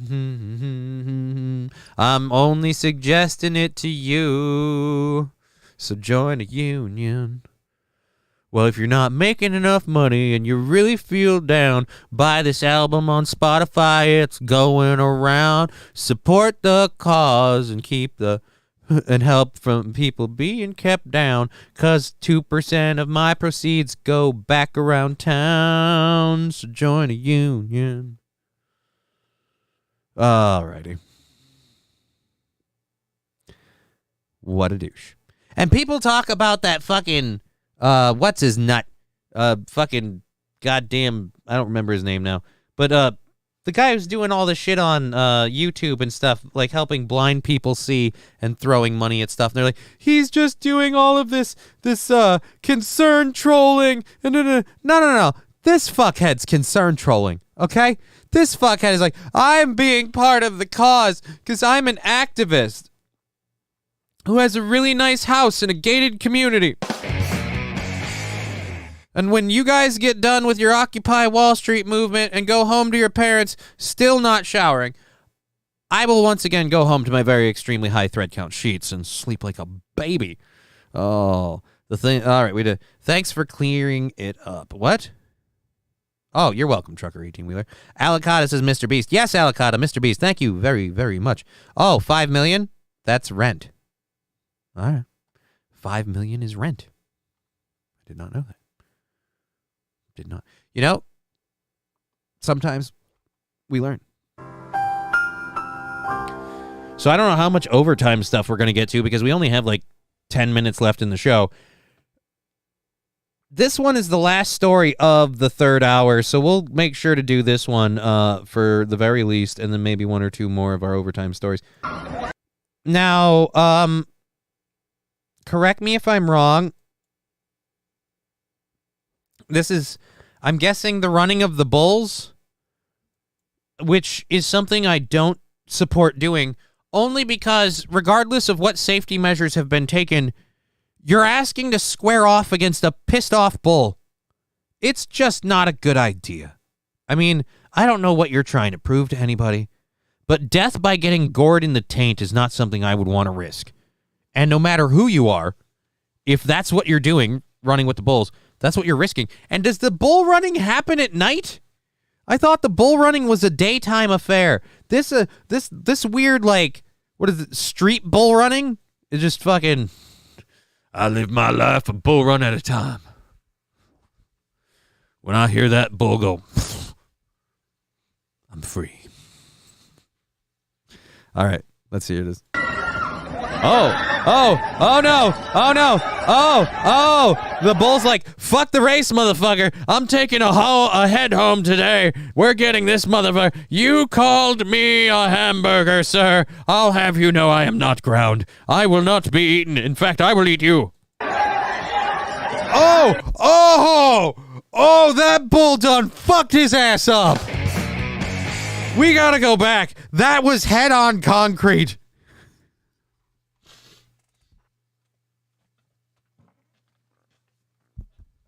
Oh, back spasm. God is my witness. That man has been torn in half. No bull. Oh, God, you can hear the thud. I'm going to turn the audio up and try to be quiet. Listen for the thud. Listen for the thud.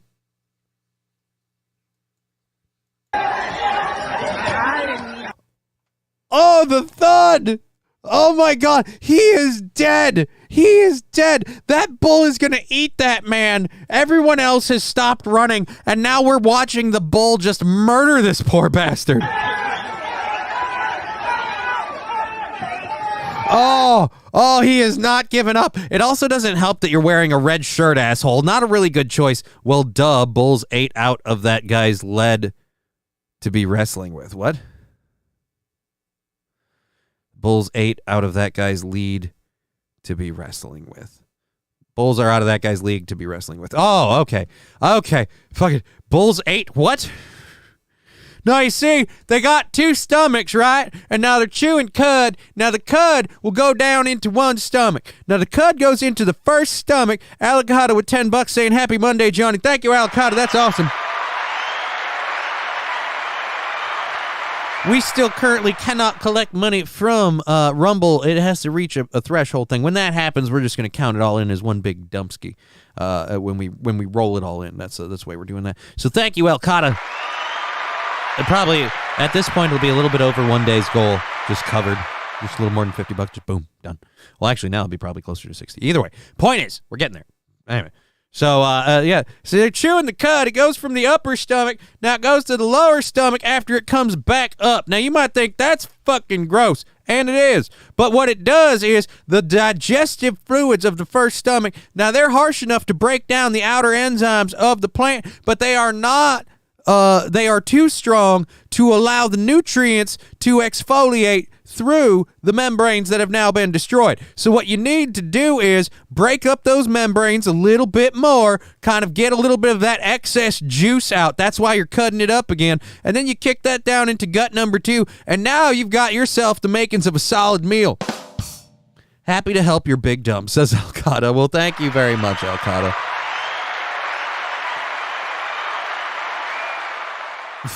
The bull's like, come on, get up and play with me, boy.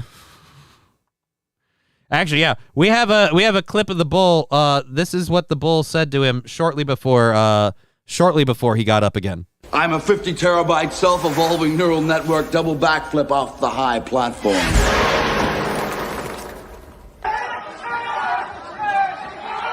Again, I feel like the red shirt is part of the problem, all right? It wasn't a good choice on Star Trek. Doesn't seem like a good choice here, which means this numbskull is moving into the fucking danger zone.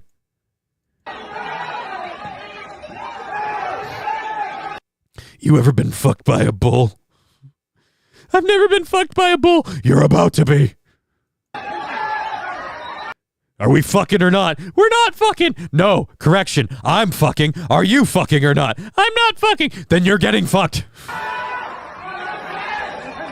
Hey, put him back on his feet.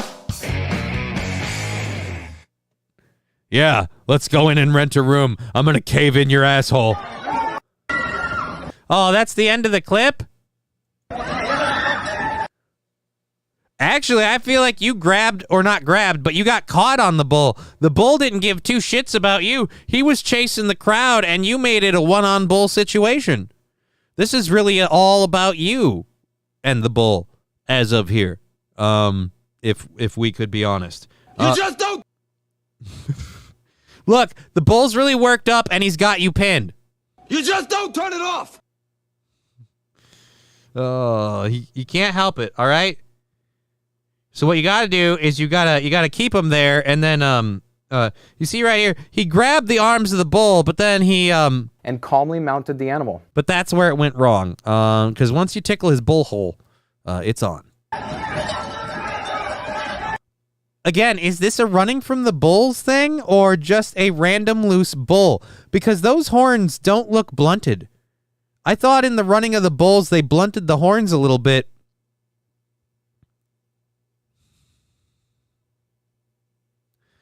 Battle Brother Zio says, Johnny, ease up on the bull banging jokes. You're going to have zoophiles rating your stream. Well, hey, man, the show is over in about 4 minutes. So, I mean, yiff to your heart's content. Zoophiles. That is just gross.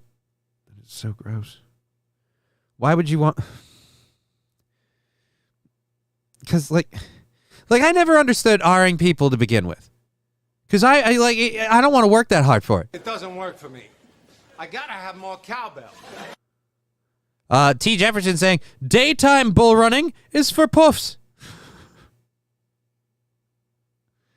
Why are you guys running against the bulls at night? Because we're not... all right. But yeah, let's watch this one more time. Again, this dude about to get the shit beat out of him. Thank you, Ambatacum 876. I'm not going to eat this. You can have it. Thank you. That was merely more in reference to the fishing story, but you know, you get the bit. Thank you. Oh. Real talk, does this make it easier or harder to have a steak moving forward? I mean, do you eat a steak from now on? Like, say you're a staunch vegan, and after this event, do you eat a steak knowing that's one less bull in the world? Survivor 2023, Spain edition. Or are you horrified when someone eats anything beef related? He went into a seizure because he saw a fucking hamburger. He had a real bad run-in with a bull once. Bulls are colorblind. They can't tell color, especially why is red this is this the thing? Why is red is the thing for bulls? I believe it has to do with the not being able to see color. Red has some sort of weird effect on being like more invisible or whatever, and it freaks them out. You were talking about banging the collie earlier. Oh, yeah. Yeah, I wasn't talking about banger. I was saying how she should do dog shows because she looks like a human version of a collie. If you're a zoophile, that lady's like fucking right up your alley. Especially if she can wag her tail. Alrighty. Okay, so we have like 2 minutes left. I've been having a great time. Red, the green screen is red, the green screen for bulls. Mr. Q, I would eat it. Yeah, I would eat I would eat large steaks from now on. And people are like, don't you feel bad? They had to kill that animal. Good. I hope they had to kill a different one every time. I don't want to ever eat a piece of steak from the same fucking cow. Ever. Ever. Every piece of steak I eat from now till the end of eternity must come from a different cow. I will never eat the same piece of steak from the same fucking cow so long as I live. Why? Because that cow tried to me, all right? That cow held me to the ground and he tried to fuck me. See? Oh, that bull is horny.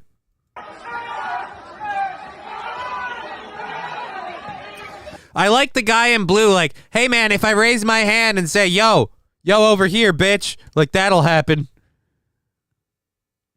Breakdancing in front of the bulls makes them crazy, too. I mean, but doesn't it put you in a very difficult position? Because now, like, what? You've got to maintain your moves, and if you don't,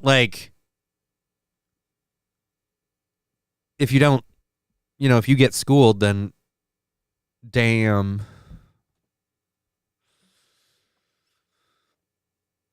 Voltron just got served. Like, I just think, oh.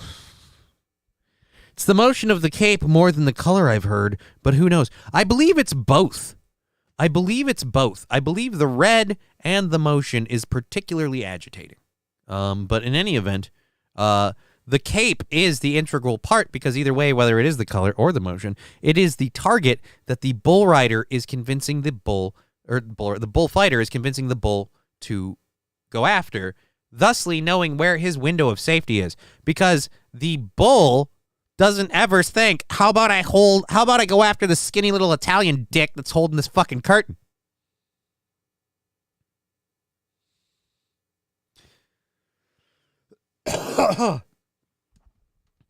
You're laid up in the hospital. Your son comes up to you. Hey, Dad, you know that bull that got you in the balls? Well, I got his balls. You just dropped 2 big old oysters in front of him. Here's a bowl of milk.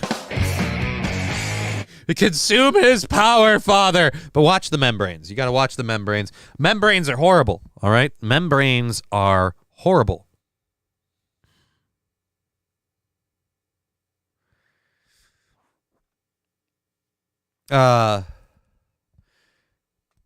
You've been hit. You've been struck by a huge fucking bull. Trying to think, do we have anything else, bull? Oh, we're over our time already. That bull is running at that guy saying, come here, sugar bitch. You're my bitch, yeah. All right, we'll do one more where I'm doing the voice of the bull. And then we'll call it a beautiful day and a beautiful show. All right. And now we go live with, I guess we'll call this bullation for the... I'm going to fuck one of you up. Oh, you're my bitch. You're my bitch. Hello. Hey, how you doing? Huh? Thought this was cool, huh? On a vacation? This is fucking fun for you? You having fun? You having fun, sugar tits? You having fun? How about you kiss the ground again? Come here, bitch. I got fucking 2 horns, 4 legs, and I'm using it all to hold you against the wall. I weigh a small fucking truck. Deal with this, asshole. You're welcome. Fuck off. And we have the thoughts of the bull.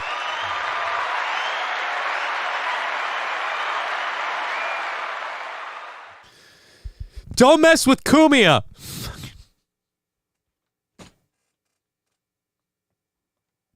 I should have thought of that before. You want me to get my oil can? You want me to get my oil can? Oh, man. I like how he grabbed the horn before he got attacked. Yeah, he started falling down and instinctively grabbed onto the bull to try and slow or brace his fall. That only pissed him off. And as we saw from the video, it didn't really work out for him very, very well. Yeah, I'm going to go ahead and call that a big old goose egg. So, yeah, I don't think he really survived that one very, very well.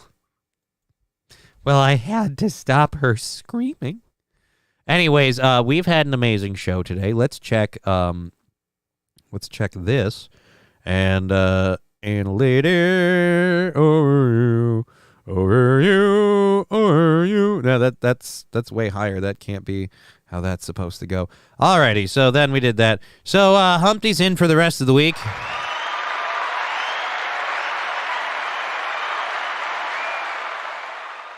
And then Aaron said he's cool with it being in tomorrow. Do I bring in Humpty tomorrow? Yeah, why not?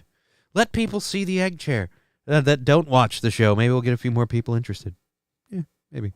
Anyways, this has been crazy. Today's show, you try grabbing my horn. How about you grab this horn, Stabs? Sometimes in life you got to grab a bull by the horns. Bullshit! Tried that. Didn't work. Spoken like someone who's never grabbed a bull by the horns, jackass. Oh, man. Anyways, we've been Johnny. You've been an audience. It's been an amazing show. 5 minutes later than intended. We've had, I'm not grabbing no fucking horns, says Jack and Cough. That's probably a good way to be about it. You'll probably have a happier life. At any rate, we'll see you tomorrow on the Steel Toe Show at 6 a.m. And then we'll be back here at 2 p.m. Central Standard Time for another lovely show with Humpty, the egg chair, returning tomorrow.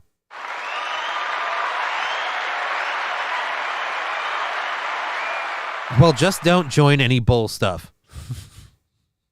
And don't do any reindeer games either. I mean, they aren't as big, but those fucking antlers aren't something to fuck around with, I'm telling you. It's bullshit of the highest order. We'll see you all tomorrow. We've been Johnny. You've been, you know the thing. Au revoir and whatnot.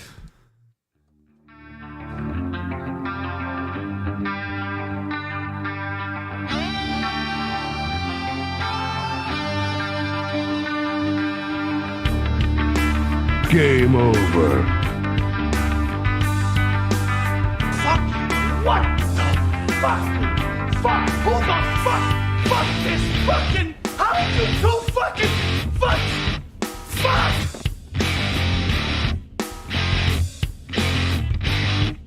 Game over, man. Game over.